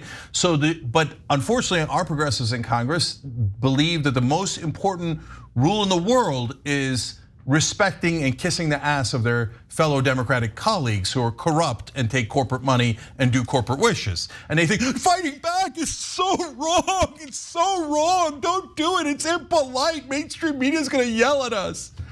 Am I making fun of progressives in Congress that I helped to get elected? Yes, I am. Do better, do way better. Now finally back to the Freedom Caucus. Why do I say Boebert is correct strategically? Of course, they're not right on policy on any of this stuff, right? They're 200% wrong on policy. But the Freedom Caucus is supposed to hold the line, and Marjorie Taylor Greene is not holding the line. She's agreeing with Kevin McCarthy, and she's helping Kevin McCarthy pass the debt ceiling and all these things that the Freedom Caucus doesn't want. So the correct political strategy is to kick her out and say, no, this is a caucus for people who want to hold the line, in their case, for extreme right-wing values, okay? And you don't want to do that anymore, so you got to go. And that is super fair. If there was a Justice Caucus and they did hold a line, it would work politically. The Freedom Caucus has done it 200 times. You don't have eyes? You can't see them doing it effectively and pulling the whole Overton window to the right? You can't see that? No, you're just not trying hard enough if you're in progressives in Congress. We'll talk about how the Chamber of Commerce is trying to inject more corruption and more money in politics, specifically in the state of Minnesota. You do not want to miss that story. That and more coming up.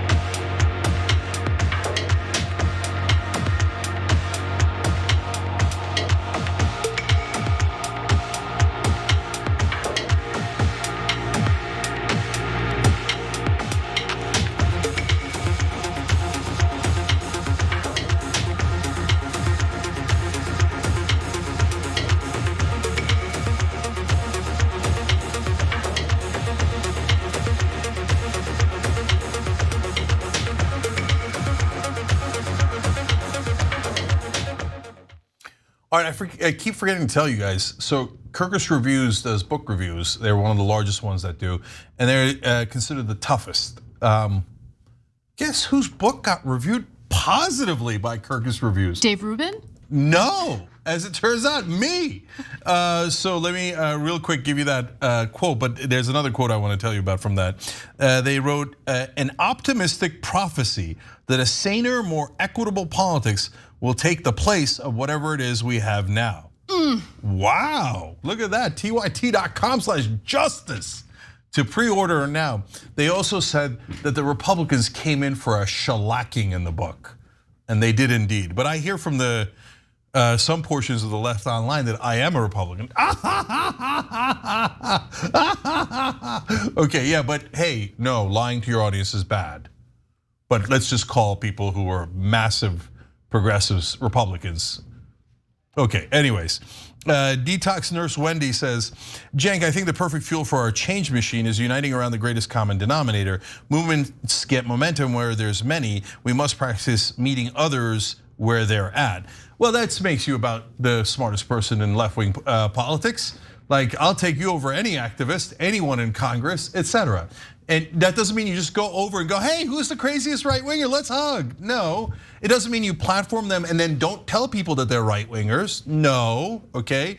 But where they say, hey, I hate corruption too. I wonder if we should get money out of politics. Yes.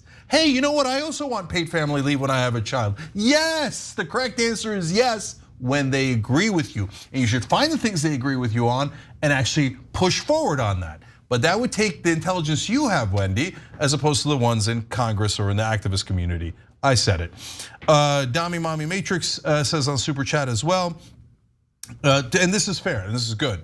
AOC made a correct move in wanting to limit Congress or anyone in the branches of government to invest in the market while in office. AOC is my hero. Shout out to everyone at TYT and to Cenk and Anna. See, that's a great thing that AOC did. You have to be fair. There is no, okay, no, I'm always gonna say this or I'm always gonna say that. I think AOC did not do a great job in fighting in any of the negotiations during Biden's term, but she was good on that and she's been good on many other things. Dami Mommy Matrix also wrote in, read the Constitution, bruh. Ha ha, love Anna. Okay, who doesn't? Well, there is an answer to that. Hey. Too soon. Okay, so hey, Detroit Dragon wrote in, I love Big Gretch. She's been doing a lot for the state, more than has ever been done in 40 years. 40, okay.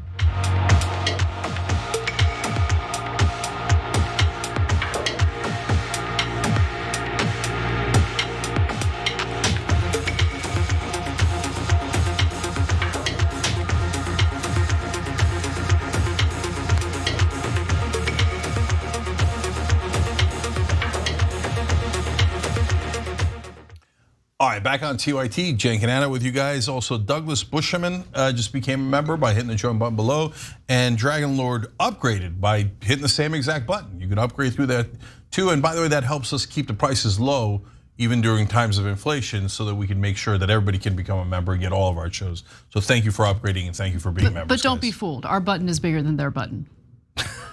to quote Trump, yes. Yeah. All right, anyway, what's next? All right, so yes, let's get into the threads. Mark Zuckerberg launched his new so-called Twitter killer, and it's called Threads. Now, this is an app, a social media app, and if you have an Instagram account, signing up for it will be super easy. Now, judging by the signups that have already occurred since this was launched just yesterday, last night, it looks like this service could actually be a competitor to Twitter. Let's give you the details. So the functionality offers, some features that are not offered over at Twitter, and then there are some features that Twitter has that are not offered over at Threads. Now, the new app allows existing Instagram users to use their login credentials to log into Threads. As with Instagram, Threads users can follow friends and creators with shared interests, including the accounts and content they already follow on Instagram. Everyone who joins Threads who is under 16 in the US will have their account set to private by default. Thread users can share up to 500 characters long. Their post could be 500 characters long, in addition to links, photos, and videos up to 5 minutes in length. Sounds great, very exciting. It's another social media platform. Really looking forward to it. So, look, who said, Jake Tapper, sorry to quote him, but he said today, yeah, I'm on it like I'm on 30 other platforms. And there's a lot of truth to that. And people generally get exhausted from that. But guys, there's been this battle to replace Twitter ever since Elon Musk bought it. And that arises for a number of reasons. One, because Elon Musk seems to have lost his mind into the right-wing cult. And so a lot of people that are not just left-wingers, but independents, go, I don't know that I want to be on this platform where this guy is trying to help push out crazy right-wing ideology, right? But there's a second reason why. because it started falling apart at the seams when he fired almost everybody in the building. And so that encouraged business people, including me, by the way. This is a business, I run it. And we've thought about going in this direction. So I'll leave it at that for now. And it made everyone, including people at Facebook and Meta, go, I wonder if we can knock him out. And there was a bunch of like people that tried that were independent, like Mastodon, you might have heard of it. And people went on there, and in that case, and I'm sorry to the people who love that, but who loved it? Well, some people, the people who are on it, right? But generally it's considered too complicated, right? And too niche. And so it is what it is. You could agree, disagree. That's not the important part. The important part is a lot of these competitors didn't take off. But Meta already has like a gazillion users. They just have to press a couple of buttons and they're gonna get a lot of people to sign up. And that's why Elon Musk has been sweating bullets about this. And that's why they got into this stupid thing about how they're gonna fight in the Coliseum, and fighting over billions of dollars and millions of users isn't good enough. They have to actually do fisticuffs, right? So that's where all this comes from. Like Elon Musk is a sweaty tooth madman, super mad at Zuckerberg because he might actually beat his business and crush Twitter. Right. And I'll say one more thing now. And Musk is, threatening to sue and all of that, like a big bait. Like, come on, these are grown men. And he's like, competition. I might sue you over it. Okay. But so look, I gotta say two things. One about that is that you would be surprised at how often, and maybe a lot of you wouldn't be, but rich people use their legal power to try to bully everyone. It's an old Trump move. Like, oh yeah, if you say things that are true about me, I'm gonna sue you, okay? I know, but the only problem in this equation is Mark Zuckerberg is also wealthy. Yeah, but that's what Musk doesn't get. Musk has lost the thread, if you will. Okay. Zuckerberg can help you find it. No, okay, now he's gonna wanna fight us. But Elon, yeah, I get it, man. So you bullied a lot of people, especially your own workers. When they threatened to sue, Elon sends like 100 lawyers after him. When they threatened to unionize. Yeah, 100%. But the other dude's also a billionaire. Like there's something wrong with you, brother. You think Zuckerberg's not gonna fight back, whether it's physical or through the courts? No, he's got as many lawyers as you do, brother. So I don't know what you're thinking. Now, the other thing that pisses Musk off about Zuckerberg, which a lot of the industry doesn't like this about Zuckerberg, is Meta's whole thing is, remember Meta is the thing that used to be called Facebook. Okay, now Facebook is a part of Meta. So Meta's whole thing is, what's everybody else doing? Oh, that's working? Copy it. But they all do that. They all do that. But to be fair to Zuckerberg, they all do that, right? So at the end of the day, that's called capitalism. And Elon Musk, I thought you were in favor of it, but now all of a sudden, you seem like you're crying. There's no crying in capitalism. Okay, this is my question to you. Wouldn't it be better if they formed a collective and just decided, you know what, we're gonna be a one-stop shop. We're all putting our heads together, one-stop shop, no other social media platforms, just this one that we're all executives of it, and you no longer, that would be great, right? Wouldn't that be good? No. Okay. No, all right. Wouldn't. First of all, there's no way in the world they would do that. No, I know. I'm living in a fantasy world. I genuinely think that could happen. There's no way, and they would instantly get into a giant fight about who gets a bigger share of the profits. There's a 0% chance that would happen. Except that, to be fair, actually, Anna, there's a terrible form of that, and it's when they start just buying everything until they have a monopoly. And then they go, see, there you go, one platform to rule you all. So not a good situation. So I do want to just quickly mention how Elon Musk is reacting to all of this, because you have tens of millions of signups for Threads in less than 24 hours. And so as Zuckerberg says, the goal is to keep it friendly as it expands. I think it's possible and will ultimately be the key to its success. That's one reason why Twitter never succeeded as much as I think it should have. And we want to do it differently. So he's taken a few snipes at Elon Musk and the unfriendly nature of Twitter, the terrible user experience that most people have when they're on Twitter. And so I don't know how Zuckerberg plans on fixing some of the issues that Twitter has had, especially when you're gonna definitely have groups of people who are gonna argue that Meta is being way too censorious in this whole Threads venture. Now, the app again went live at 7 p.m. Last night, and Zuckerberg announced that it had surpassed 10 million users in the first 7 hours.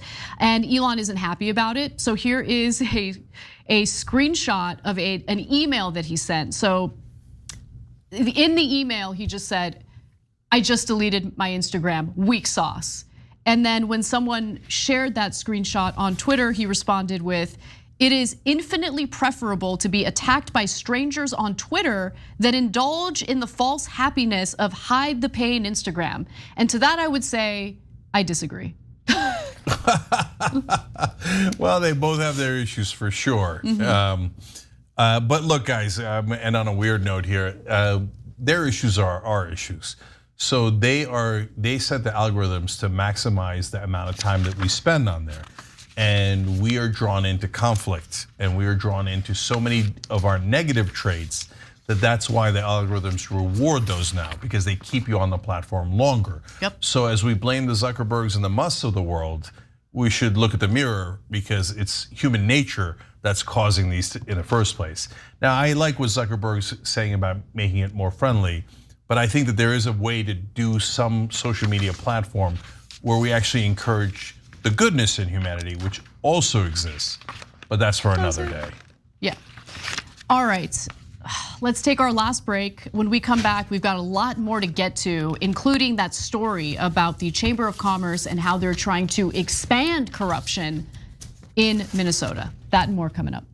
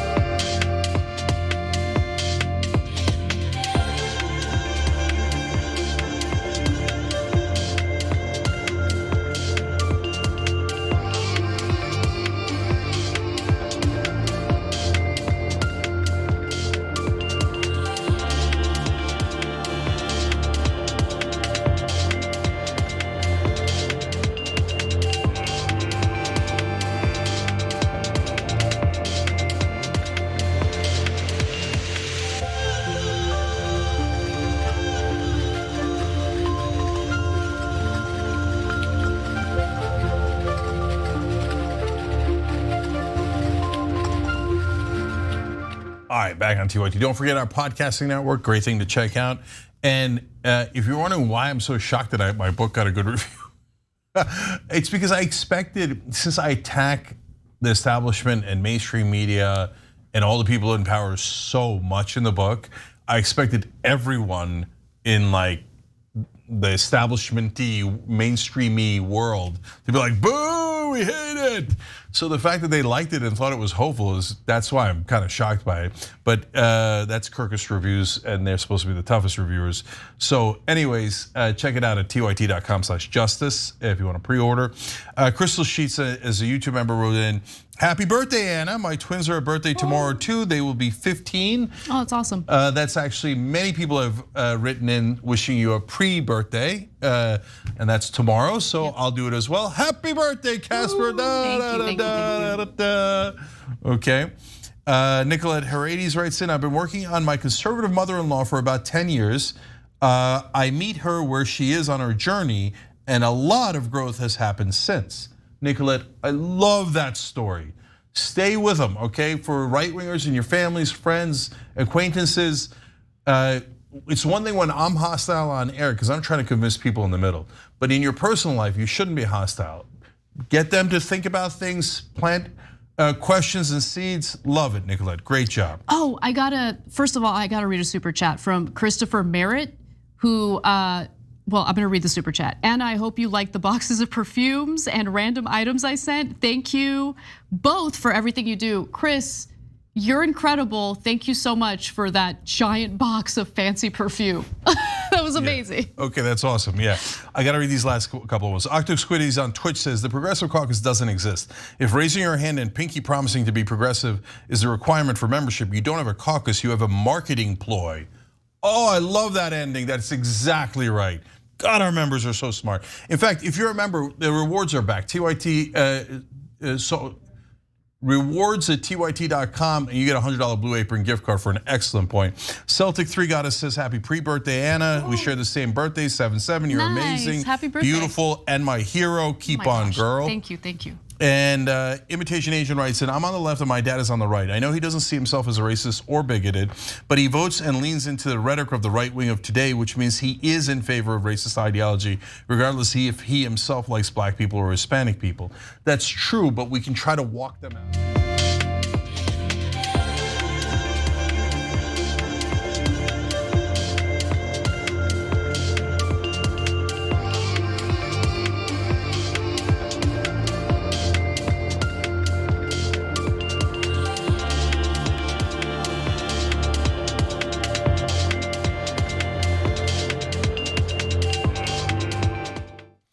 All right, back on TYT, Cenk and Anna with you guys. Art Guy on our member section says, Michael Schur is the hero we needed.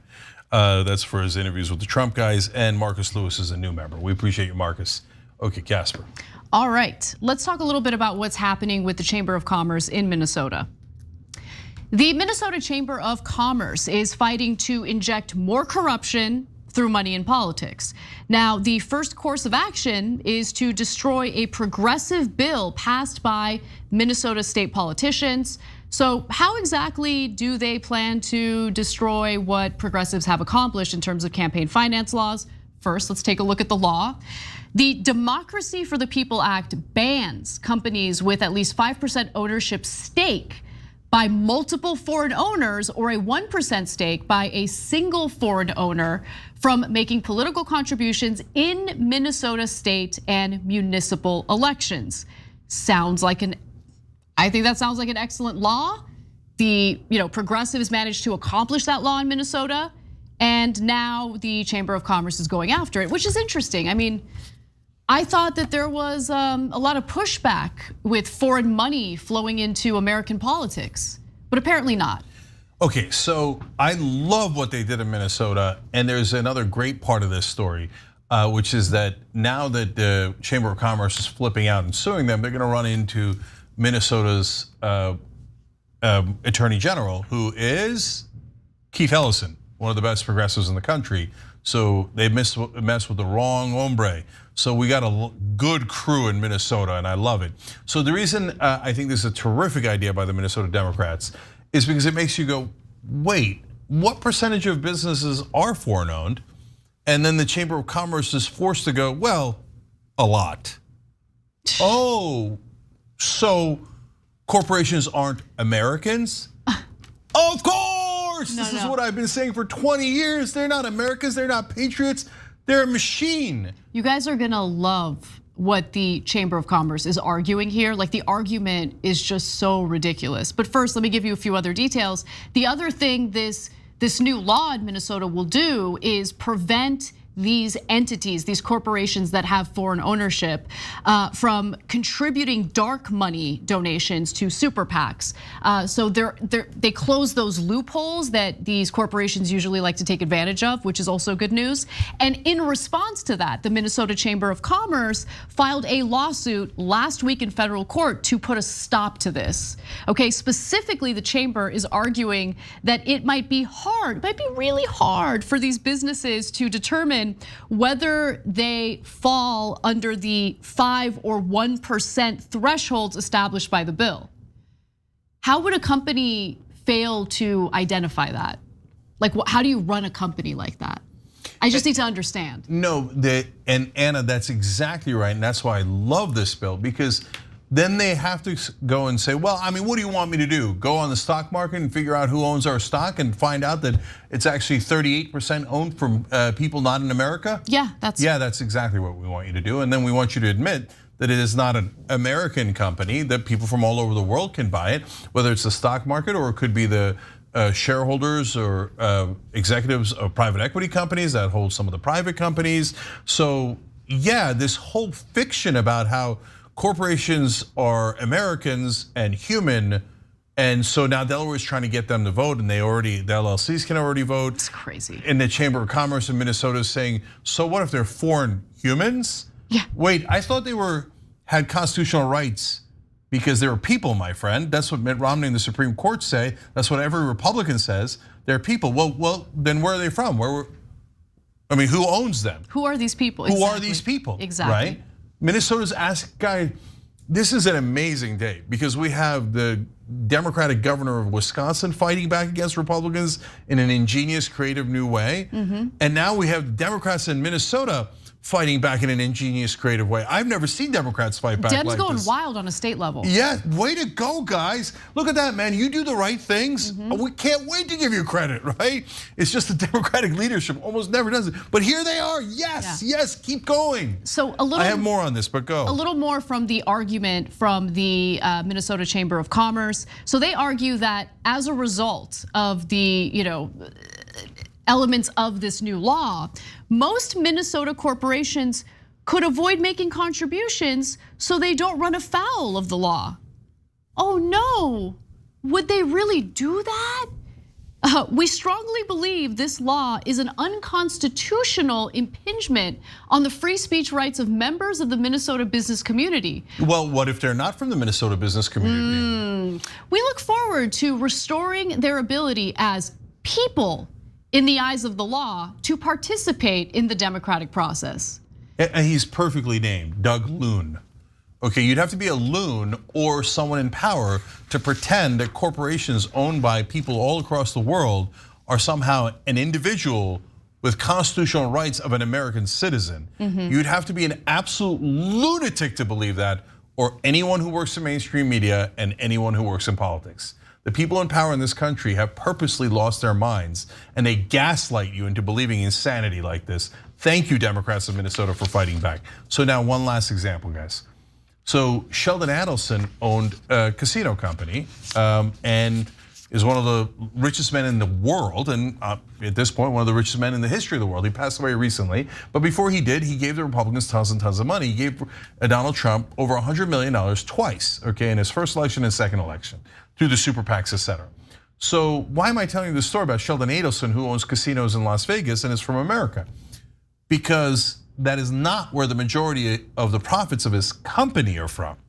The majority of his profits were from China, where he held giant casinos in Macau. So Adelson's company that was human in the eyes of the law, and they gave over $100 million in campaign contributions to Donald Trump, was mainly a Chinese company. Wow. But no one ever mentioned that. Wow. None of his Republican competitors mentioned that because they take Sheldon Adelson bribes too. None of the Democrats mentioned that because they take corporate donor bribes as well. So, and the media didn't mention that. Why? They did, by the way, to be fair, when they went to go kiss his ring in 2016, they ran articles on the Adelson primary. Like that this guy whose main business in China was going to pick the next Republican president, which he did. Guess, as I read it in my book, Justice is Coming, the person who won the Adelson primary was Donald Trump. Adelson picked the president, and his money mainly comes from China. But if the mainstream media tells you that, then Adelson might not give $100 million to Trump, who then spends it on ads in mainstream media.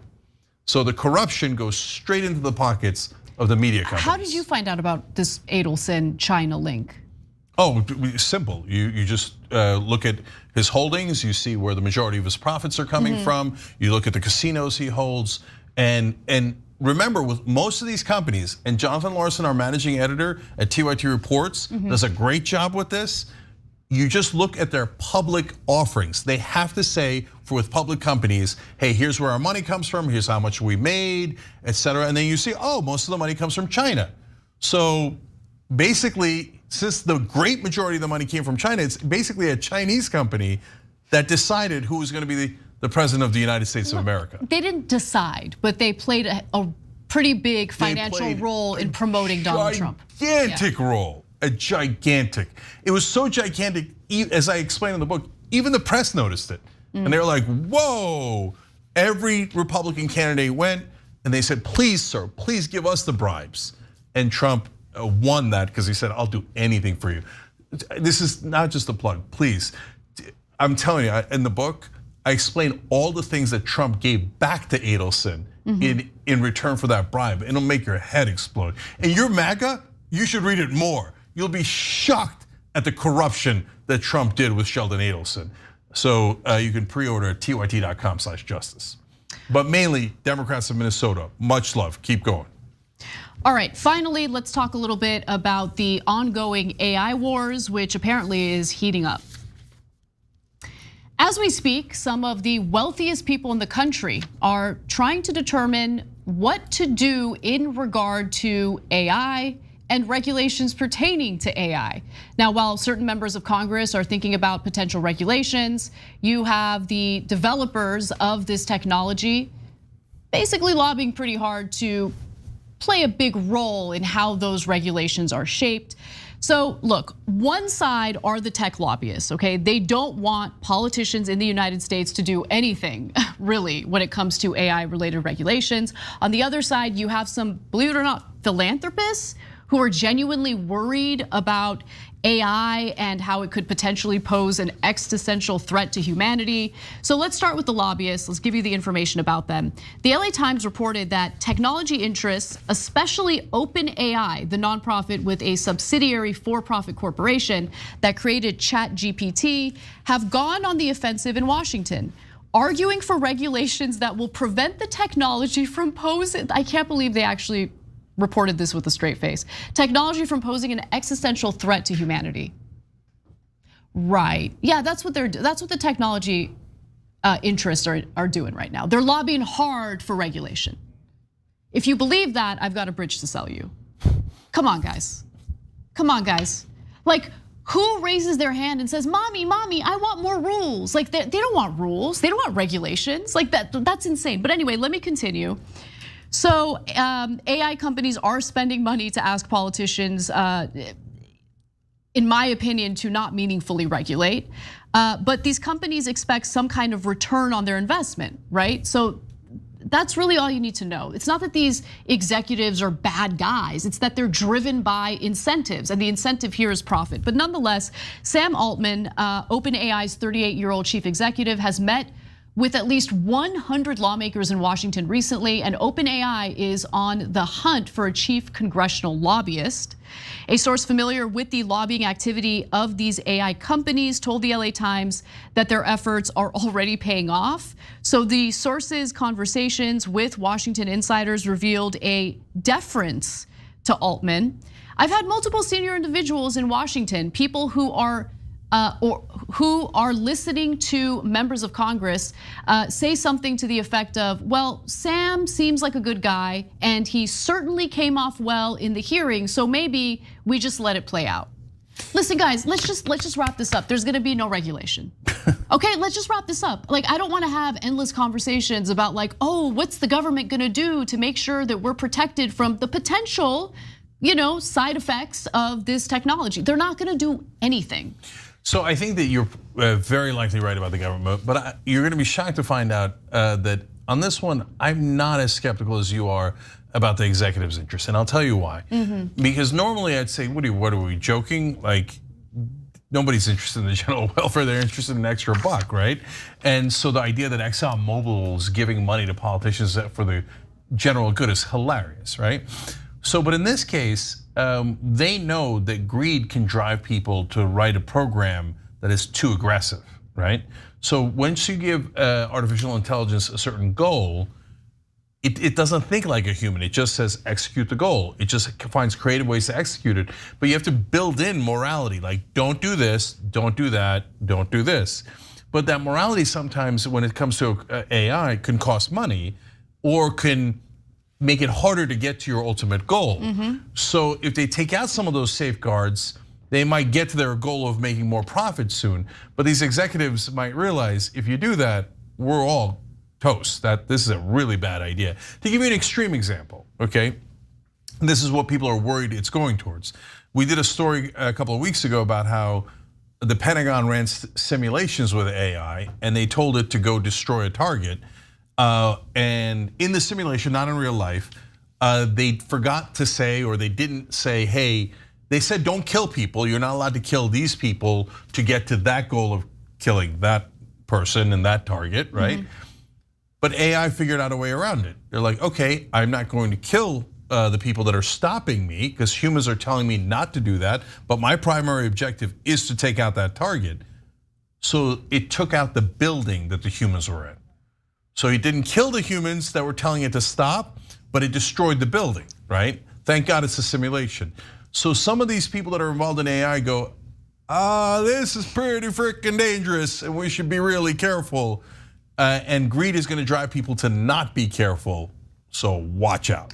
Now, you'll be happy to find that while it is, in my opinion, very unlikely that Congress will do anything to regulate AI for ordinary people, they have managed to, pass some rules specifically protecting themselves.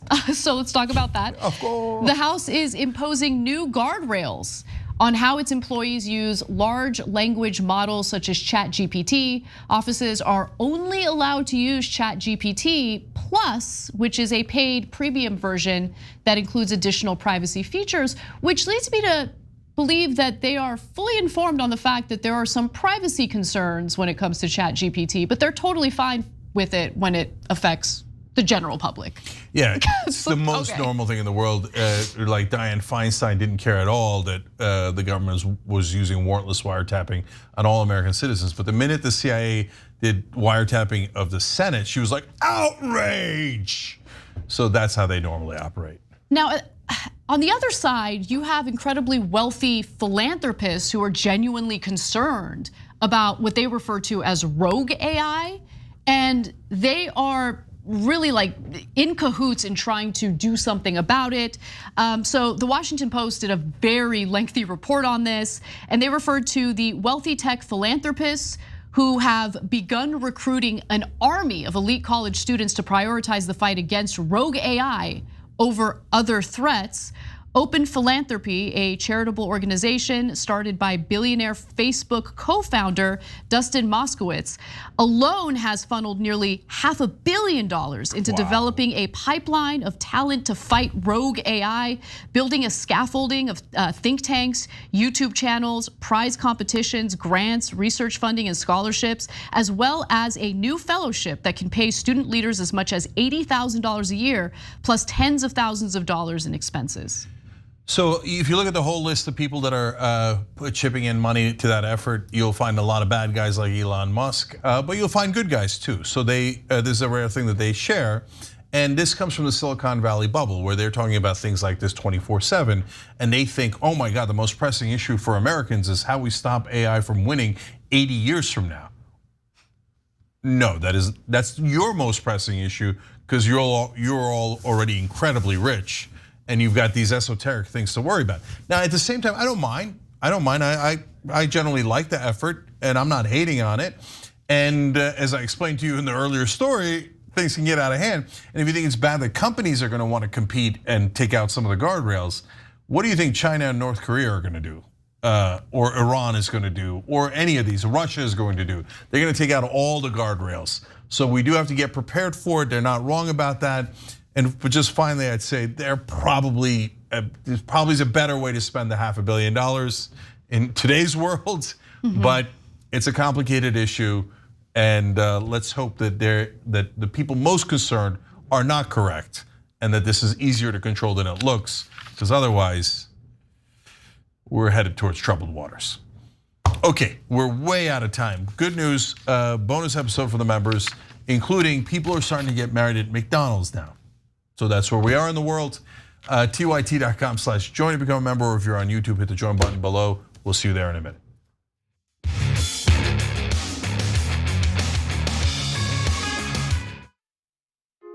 Hey everyone, Matteo Scarapore here, author of Black Buck, which is Shop TYT's first fiction book ever. I'm honored. So, Black Buck is about a young man named Darren who's living